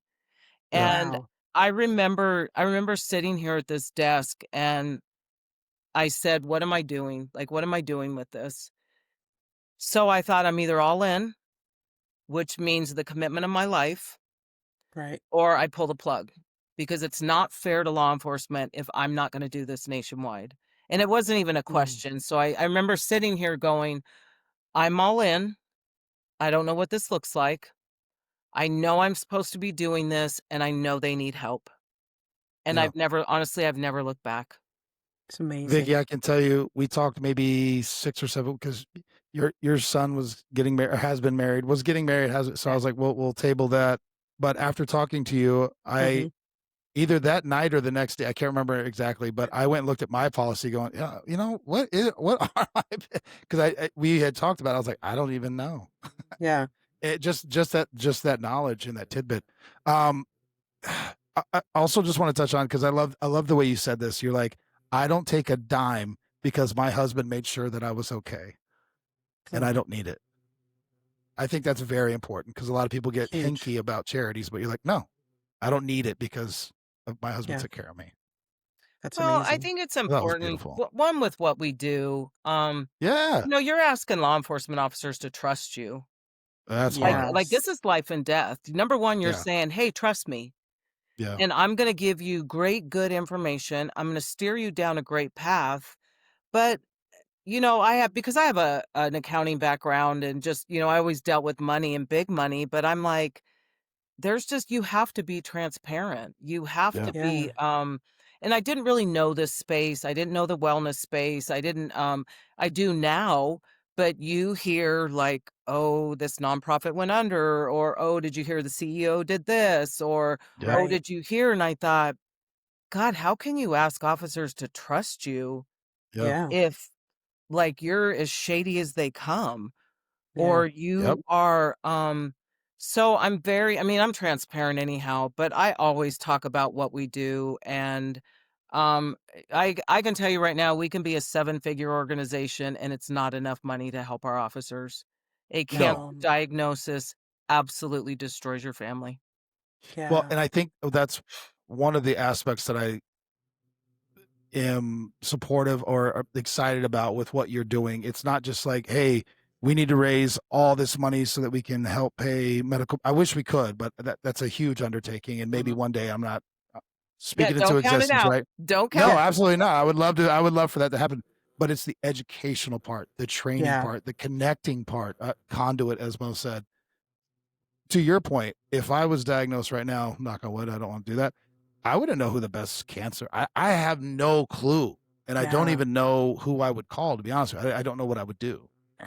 So having a connection or a contact, being like, "Look, this just happened to me. Can you help me?" Not necessarily. I mean, I think I know you this way. Like you said, you're showing up and you're actually meeting the people, but just like I just need a direction on where to go with Yeah. somebody that you could trust. Because I will say this: it is very hard to get, especially law enforcement, but I maybe to trust you. But when they do, they trust you hard. They'll just say, Yeah. "Yep, she told me to eat 3 bananas and a red pepper. That's what I'm doing, and Yeah. that's just what it is." I mean, that's I'm It's a oversimplifying it, but simplification, but yeah, it's yeah, but true. that is how hard it is. Yeah. So I think, Tyler, Yeah, since we're on this, I think maybe this is a good time. Like I can kind of yeah, share with you since we're on this subject. please, So we'll say it's you and you call me. I think yeah, it's important for people to understand this because they're like, oh, what do? You get second opinions. No, that's not what we do. So you yeah, call me and you say, hey, Vicky, I was just diagnosed with cancer. I live out here and wherever.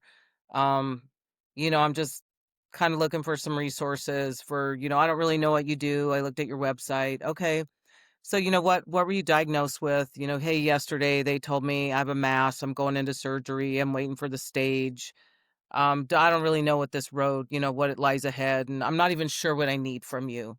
Okay, well, let's have a conversation. yeah, How are you doing? How are you doing with what happened yesterday? I don't know. I'm trying to process it. I'm trying to whatever. Okay. How's your family doing? The wife's not doing so good. We haven't told the kids yet. yeah, Okay, well, let's talk about the nuts and bolts of cancer. Where are you gonna be treated at? I don't know. I don't okay, well, what's your insurance? Well, I have an HMO. Well, I already know right then you're stuck wherever. Okay, we'll say it's Kaiser. I have Kaiser. Well, I know I can't get him into City of Hope, but I'll let him know, that's okay. We have a team at Kaiser that actually assists us on the oncology side. So we'll help you, at any point if you want assistance. Okay, great. Let's talk about your job. Where are you at on leave? Oh God, I don't know. Take a wild guess. 500 hours. Okay, let's do the math on, those 80-hour paychecks. Let's kind of figure out the time you have. yeah, Did you file in California, did you file your case with workers' comp? No, I'm gonna wait. Okay, why are you gonna wait to file? Well, I don't know. And I explained to him the importance of filing. And there's yeah, this time frame of approvals, and it's 10 months to 12 months to, can you carry yourself on your job? Do you have that kind of leave on the books? No, I don't. Okay, so we really need to get on that. I'm going to give you an attorney's number, a direct cell number to one of the attorneys as soon as we hang up. Okay. Are you off work? Are you working? Have you thought about this? I'm off work right now. Okay, who's your lieutenant, your captain? Do they know? Yeah, I talked to my sergeant. They said they're pretty good. Just let them know what's going on. Okay, do you feel supported? Like, do you have sergeants and lieutenants that you feel are going to support this journey? Or, how are you feeling about that? Oh no, they're great. They support their deputies. Not even an issue. Not even, okay, that's good to know. Do you mind asking like who it is? Oh, it's Lieutenant so and so. Okay, great. I know him. So, good. Do you need anything from your station or your unit? Do you need anything from them? No, not right now. Not, we're processing this. We're okay. Is there anything we can do for your wife? Mm. Oh, I Yeah. never thought about that. yeah. I don't know. Okay. Well, Yeah, I'm gonna share some things because this is a lot to process and you don't need to write anything down. It's just a conversation. We're here for her also. So as you go into these surgeries or into these treatments or whatever lies ahead, we'd like to help provide meals at your house. We don't need to come in. It'll be done by sworn. We'll oversee it, but we would like to help your wife. Are you guys okay financially? And this is a very personal question, but yeah, I can't help you if you're not honest with me because you yeah, are getting ready to go to a base paycheck. Are you going to be okay? We Yeah. really need to stay ahead of this. If in 6 months from now, you're gonna need leave donated, Let's stay ahead of it. Let's not wait until the last day and now we're scrambling. You know, Hmm. Vicky, I never thought of that. Yeah, it'd be great if you help my wife. I'll let you know when all this goes on. Um, yeah, I'm gonna run out of leave at 4 months. Okay. Are you okay that I talk to your superior? Yeah, I'm gonna give you and it's always yes. I'm gonna give you the phone number. They know what's going on. They know I'm talking to you. Okay, I'm just gonna have a conversation with them about how do we become proactive because we don't know what this journey looks like. Yeah. So I'm gonna work with them on that. You let us deal with all that. They'll talk to you directly. But let's really stay ahead of this thing to make sure you don't drown financially, the medical bills, that you guys can make it and you don't have that strain of that. Oh, okay. Okay. Do you need anything else? "Well, I'm not sure what you offer. How about peer support? Would you like to talk to an officer who has gone through cancer? Would that help you at this time or maybe Wow. down the road?" You know what? And I can tell you it's always yes. Yeah. Yeah, yeah, I think it would be cool. Okay, well, I am going to have a male officer sworn who has been through cancer call, and they are going to go on this journey with you, and they are going to be there. Okay, we're here. We are not going away. You have my phone number. Please give it to your wife. You can call anytime. Doesn't matter if it's the middle of the night.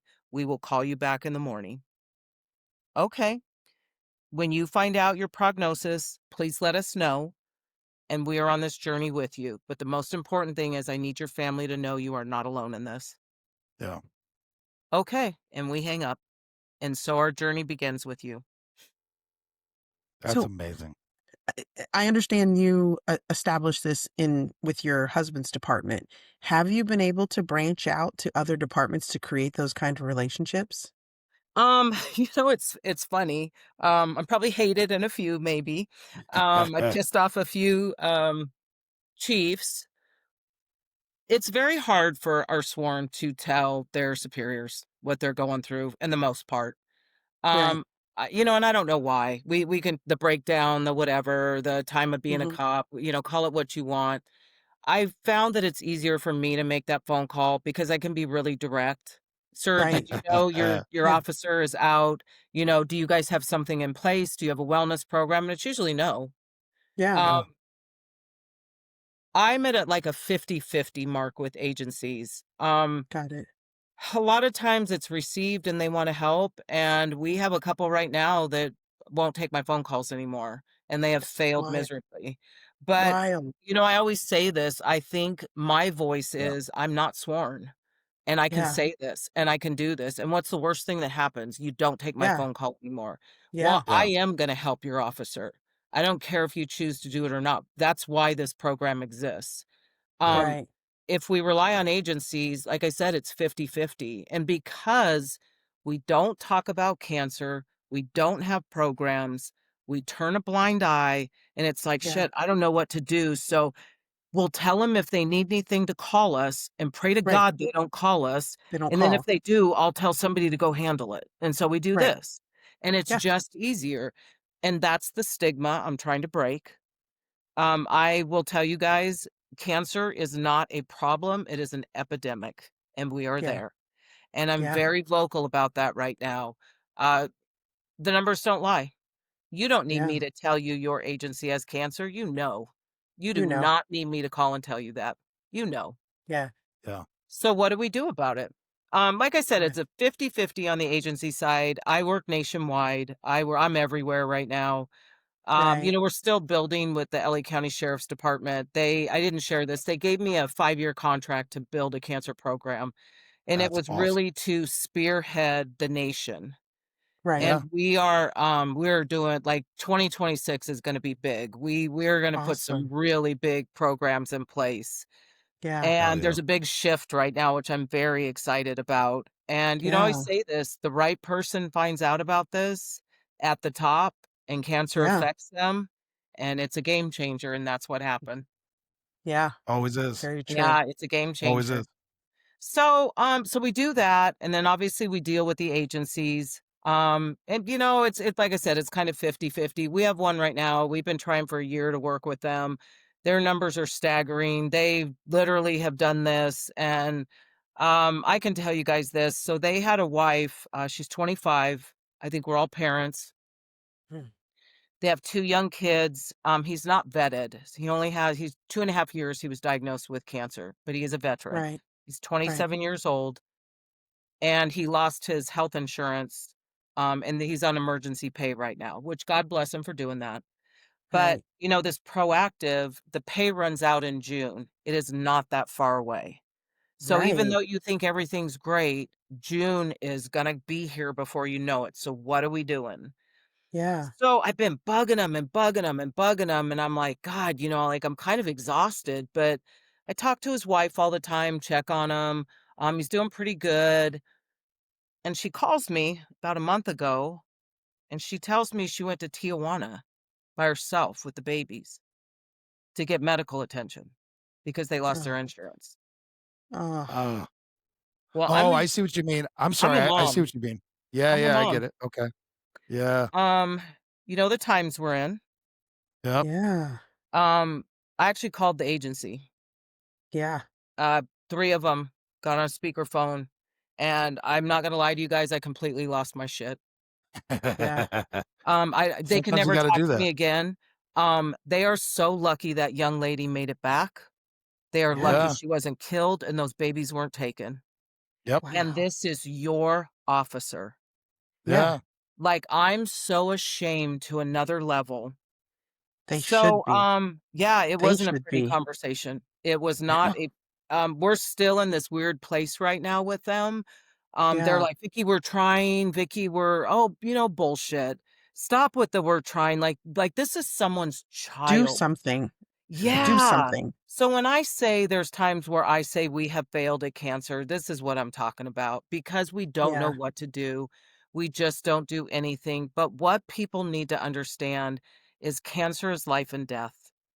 Yeah. It's Yeah. not a flu and they're going to get better and be back to work in 3 months.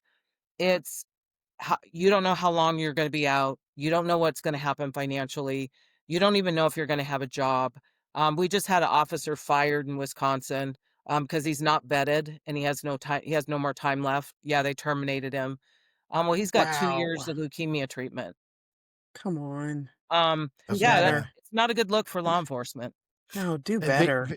Vicky, we also talked about briefly, but even if there's a positive outcome, you go in remission. I don't know all the terms, but it's still the effects, the financial damage, the relational damage, the internal emotional damage, all these things. So you've now Yeah. survived cancer. You still have this wake of shit to deal with. And you had touched on that saying like, even if there's a positive outcome, they still need help. They still need resources because that doesn't mean it's over, right? Because you still like you're still picking up the pieces almost again, even though you made it. You know what I mean? So it's just such a devastating thing to occur to not just the individual but the family for sure. Yeah, I'm actually really glad. I don't think, Tyler, we had a chance to talk about this. So we did our first cancer retreat in October. It was a couples retreat. It was Um, coming up when we talked. yeah, Yeah, learned a lot. yeah. So everything you are saying, I didn't know. I think it's worse living through it. Oh. Yep. It I was okay. it destroyed their homes. And Yeah, because we've created this law enforcement environment where you're just stoic and you shove it all in, yeah, I mean, we had couples there that, one of them was 14 years remission. In that 14 years, it destroyed their relationship and it all came out there. Then it turned into, I resent your department. I resent the job. I didn't really understand what it did, but it's horrible. And now we talked about it. Now you're living with, oh my God, my back hurts. Is it back? Oh Right. my that's God. what I'm saying. It's Yeah. never And you're gone. trying to do Yeah, this job. yeah, And that, I think, is a fear that never goes away. It's, and Yeah. like I said, because our journey was Mitch got sick, never went back, and then passed away, I Right. didn't understand that piece of it. But yes, it destroys homes. That's what it does. It destroys careers. It, um, it destroys how they see their agencies. It It's was just very unfortunate, man. That's enlightening. what I'm saying. That's why I Yeah. wanted to preempt the conversation with it's a noble profession. I believe that. It takes brave Yes. men Right. and women to do it. There's a tremendous amount of good that occurs, but it's like, God damn it. It's like we keep failing at what I see as the most basic aspects. Take care of your people. And I Yeah. don't understand why. And again, I'm saying that in a generality. Your experience was very different. You had a positive agency outcome, I guess. I don't know how to phrase that. I'm sorry, Yeah, but well, that's a good word.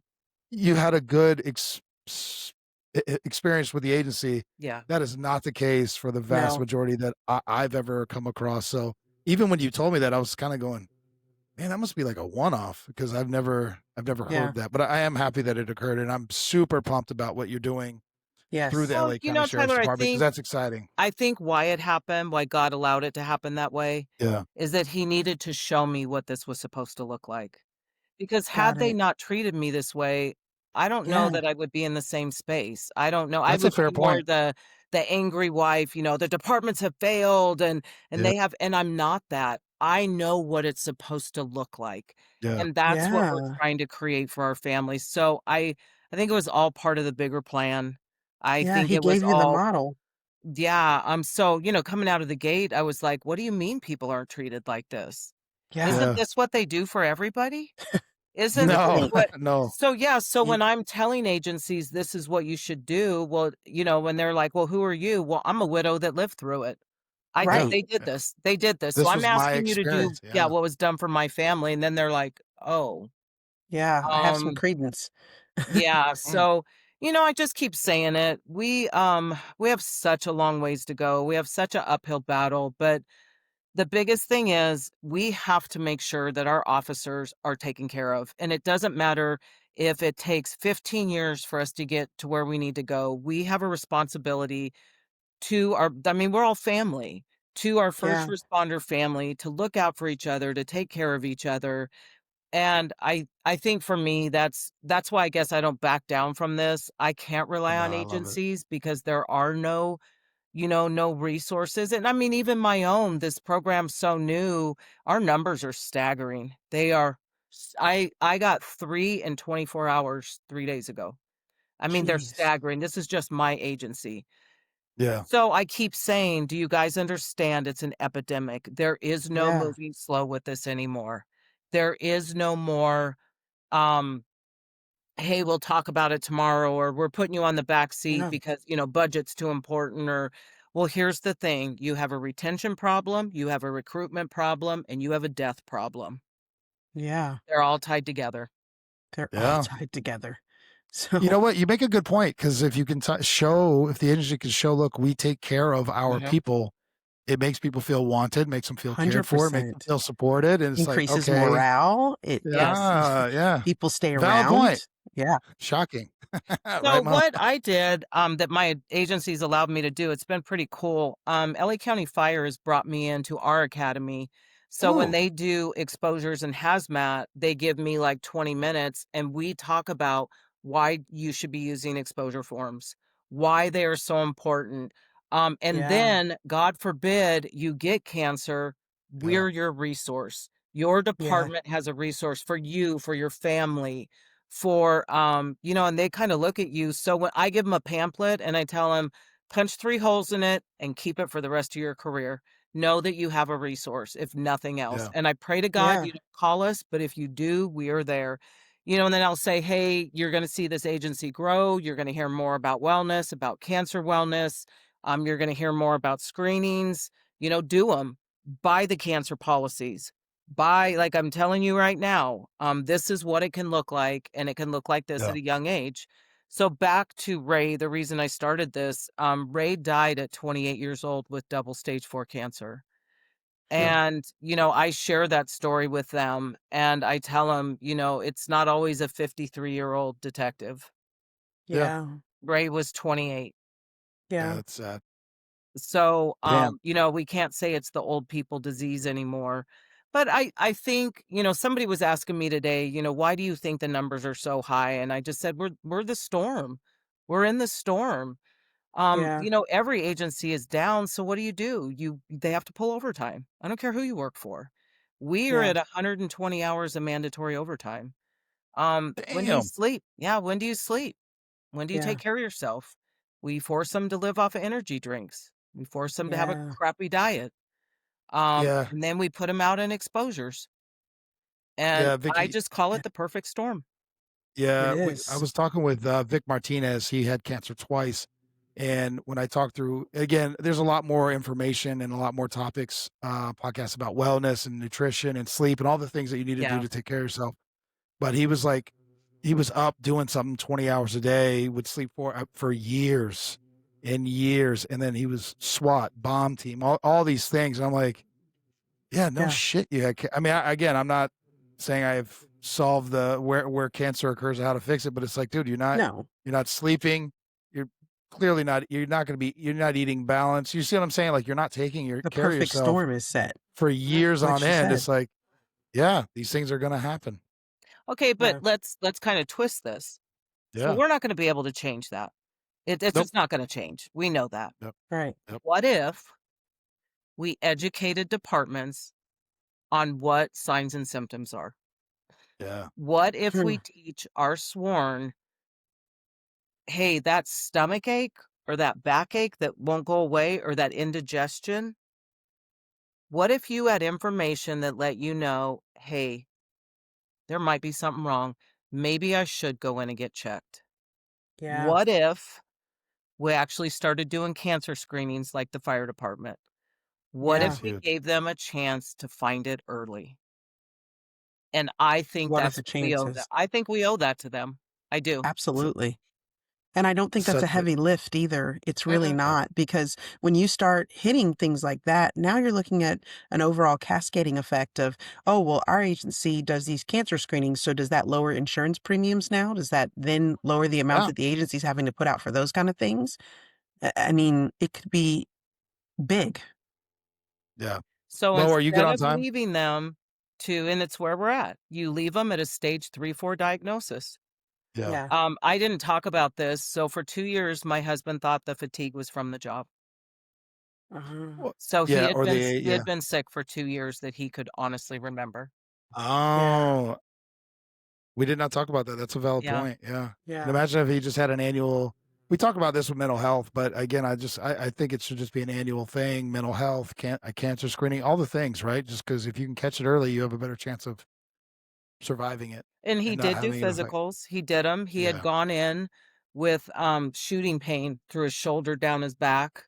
They blew it Hmm. off. They did an MRI. "Hey, you didn't tear anything." Well, that was obviously the cancer. Um, but he said it was an exhaustion that he had never felt, and he just kept saying, "I'm 50, these guys are 36, I'm trying to outwork them. Just, I need to sleep more. I need to, Yeah. so what if we taught them what the difference between fatigue from the job and fatigue Right. because something's really wrong? Yeah. Yeah. And I don't think it's that hard. I really don't. No. I love the idea of the cancer screenings though, because I know with law enforcement officers, male and female, but a lot of the males, if you don't make it just routine, they just won't do it. And I think if you built in a cancer screening like, oh, you got to go do your physical. We've talked about this about in the realm of the mental health space, but if we built in these preventative things like do your mental health wellness checkup, do your cancer screening, you also have to qualify with your handgun and your taser and just make it a all-encompassing thing, it would be so beneficial. You know what the word is? And fire taught Mm, me this. We mm. need to create the culture. Yes. Yes, Yeah. We need this to be the culture of law enforcement. 100%, because the culture now is exactly what it is. Oh, it's you got to keep pushing. You're maybe you're getting too old for this job. It's all these things instead of wait, let's make sure we're checking in on our bodies and our health and what happened first. Mhm. Yeah. So Mo, I always say, I don't know. I don't know how agencies look at cancer other than maybe liability. We'll say that it equals liability. Okay, Yeah. you're not going to stop it. You're not No. going to slow it down. So are you just going to sit by and watch and let your officers die? Yeah. And the problem I have with that is I'm going to say probably 65, 70% of the agencies in this nation do not recognize cancer. And if they Really? yes, didn't know this. So in I didn't know that. California, we are the only ones with presumption law, the only state. Didn't know that either. Interesting. I've learned a I lot. didn't know that. Yeah. Didn't know that. So when you get cancer, you're forced to continue to work. Yeah. You're forced to fight your way through this. And I mean, we have several on the East Coast that are nearing the end of life and they're still at work because they're single parents. Um, you know, Mm, now you run into, do I have the years on for retirement? Most of them don't right. have life insurance. I know I talked to That's wild. a fire guy that I do a lot of work with in Kentucky. We talked this morning, and they have a fireman who had testicular cancer, beat it, and now he's got pancreatic, and it's pretty bad. Oh, But he said, "Vicky, we don't have, even our firemen don't have presumption out here. We get a $25,000 payout if we die." Jesus. wow. That's So what I'm That's incredible. seeing in this nation is the agencies that don't recognize cancer are, I guess their win is, well, if you die, we'll give you $25,000. That seems to be the magic number. And crazy. I'm like, you guys, that's not even your mortgage payment for a year. Not No, even. no. Um, Especially not out in California. No. Yeah, Hell no. so, that's what I was saying, on the back end of this, we have so much work to do, but we have to make our officers the number one priority. We have to. That piece of it and how we keep them healthy, how we keep them healthier, how we educate them on my husband didn't know what cancer looked like. I didn't either. No. I had no No. clue. I didn't know all these things could happen. I didn't Yeah. know my husband was gonna turn into, like, a 5-year-old. Like, all he Yeah. did was cry, and, I mean, I was like, "This oh my god, nobody, like, told us this." Right. Um, yeah, I didn't know any of that, and so, when they say like, I tell people, "This is just my fight." It's so personal. It's we just keep getting these phone calls, and it just makes you wanna fight harder. You wanna do more, and I just keep saying it, we Yeah. have to do better. God, we have to do better. We have to do better.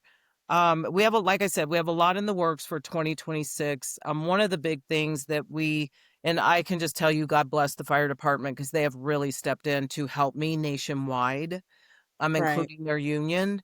Their thing is don't reinvent this. We did it. Like, what do you need? So I have a million questions. I go to a lot of their trainings because obviously Very they cool. have this thing figured out.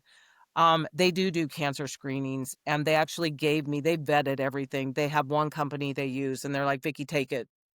Take it. We'll give you our pricing. And I thought, God, what a blessing. So we have everything in the works. We've negotiated the price. We're figuring out how to get this thing launched.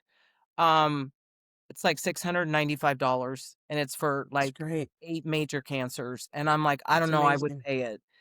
Yeah. I know a lot of guys and women are like, "Well, the agency needs to pay it." Well, it's not gonna happen, so until we get there, what Let's about Yeah. if just we do it. just start doing it? Yeah, what Yeah. if we just start offering this, we make our way through the US or Southern California or whatever? So that is a big one for me going into this next year. Huge. I'd Hey like Vicky, stand by one sec. Mo's got parenting duties, but don't go anywhere. We'll finish up. Mo, thank you so much. She's got to go to her parade for her Yes. son. Yes. I Oh. Thank promise her you I so promise her much. it was okay. But don't go Yes, I, anywhere, Vicky. We'll finish I, up. I don't want to let my boy down, but he has his Christmas parade tonight. But I will say, like, I am just in awe of having this conversation with you today. And I just really appreciate the opportunity. Thank you. It was so nice meeting you. We will talk Nice again. meeting you. We We definitely definitely Enjoy. will will. talk again. We have Enjoy. lots of plans. Yes. Yes. Perfect. Yes. Sorry about that. She was like, "Oh, I don't want to go, but it's for her son." Mo's she retired so she could take care of her son.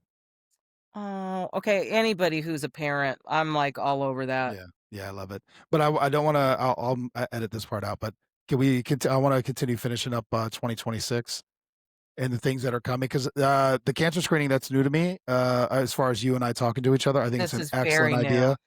And once again, imagine if I don't even know how many cops are in California. If they said every cop has to do this, we need, I don't know, 2 million tests. I'm sure they could get it for a little bit cheaper price, right? You know what I mean? If they did it bulk.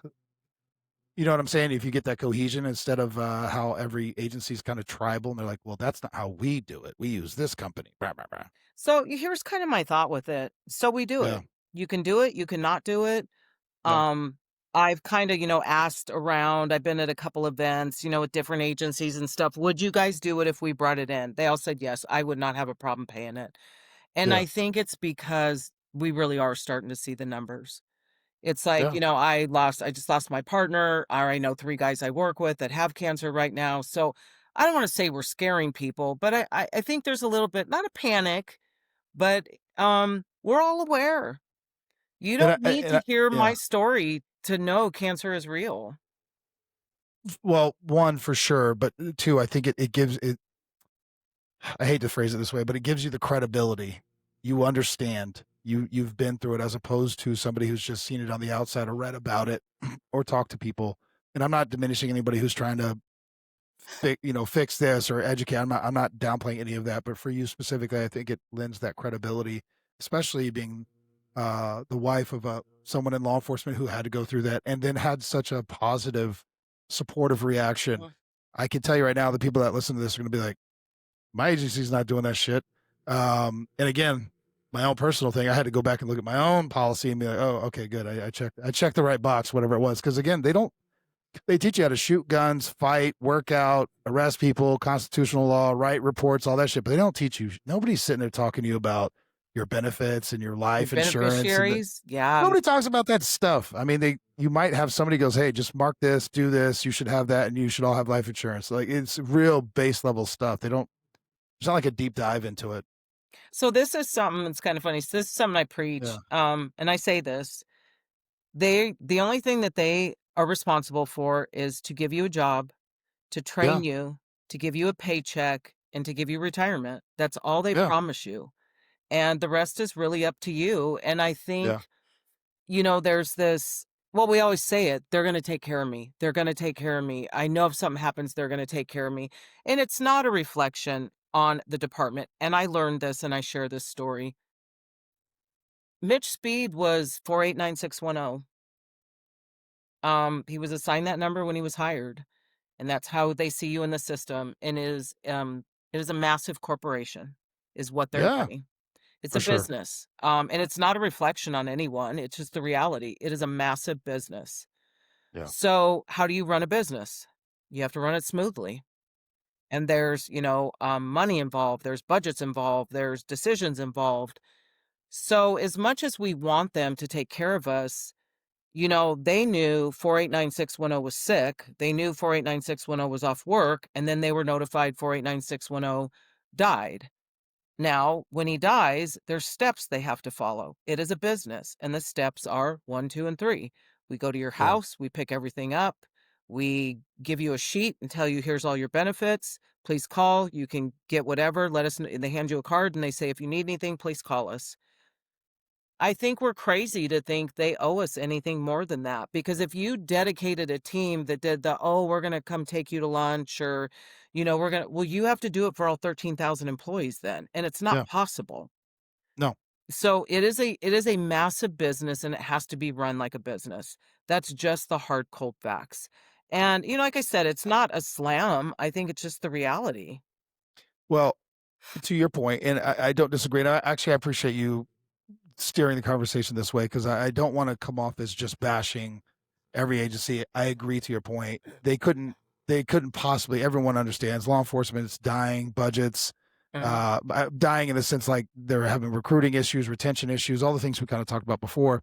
And even if they attempted to try to be like, oh, we will help you with your medical bills, that could bankrupt a smaller department. They can't do that.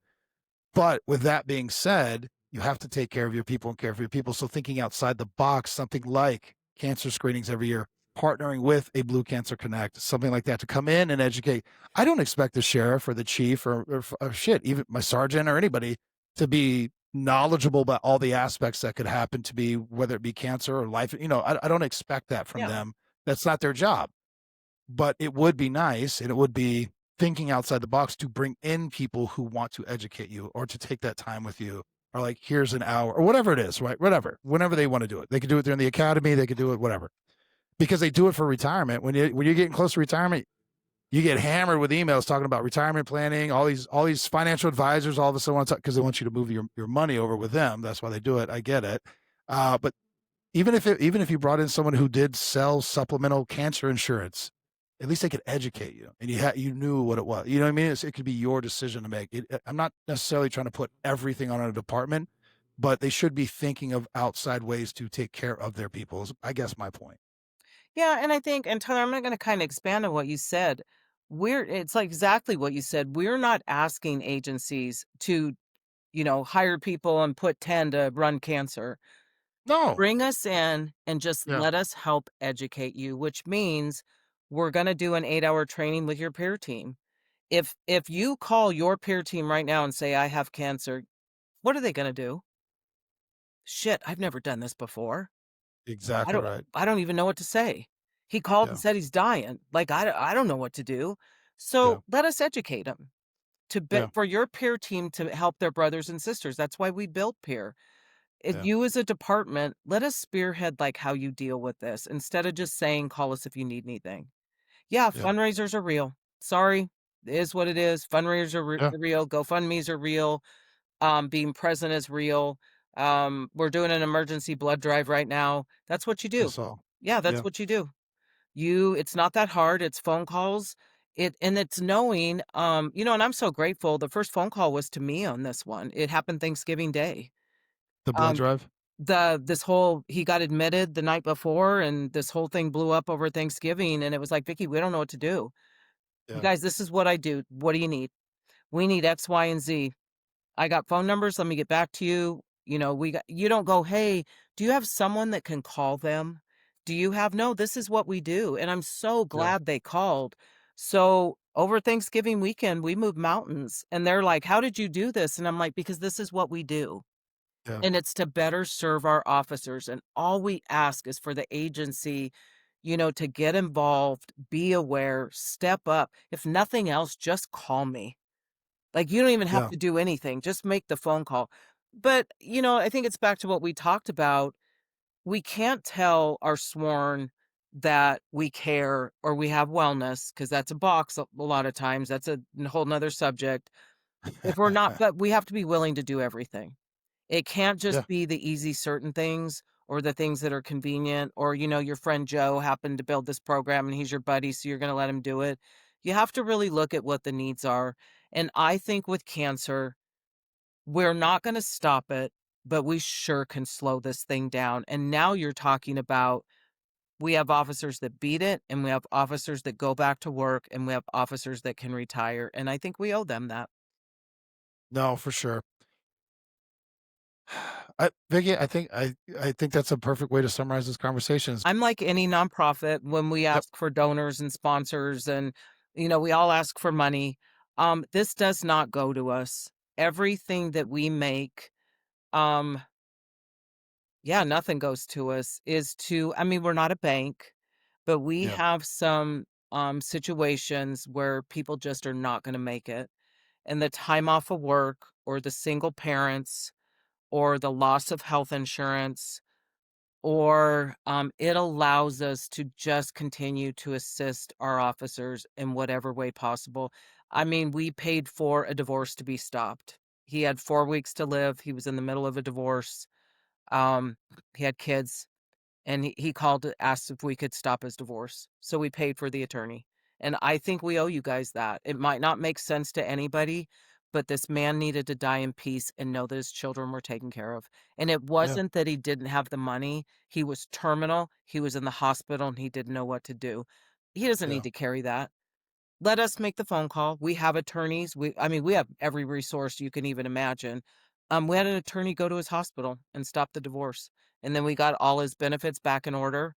And we did this in about 3 weeks. And again, like my husband, he died with peace, knowing that his family was going to be taken care of. And we owe them that. That's amazing. That's amazing. Thank you, Vicky. It's an honor. Honestly, I believe it's an honor to serve the people that served my husband. Well said. I appreciate it. Don't go anywhere.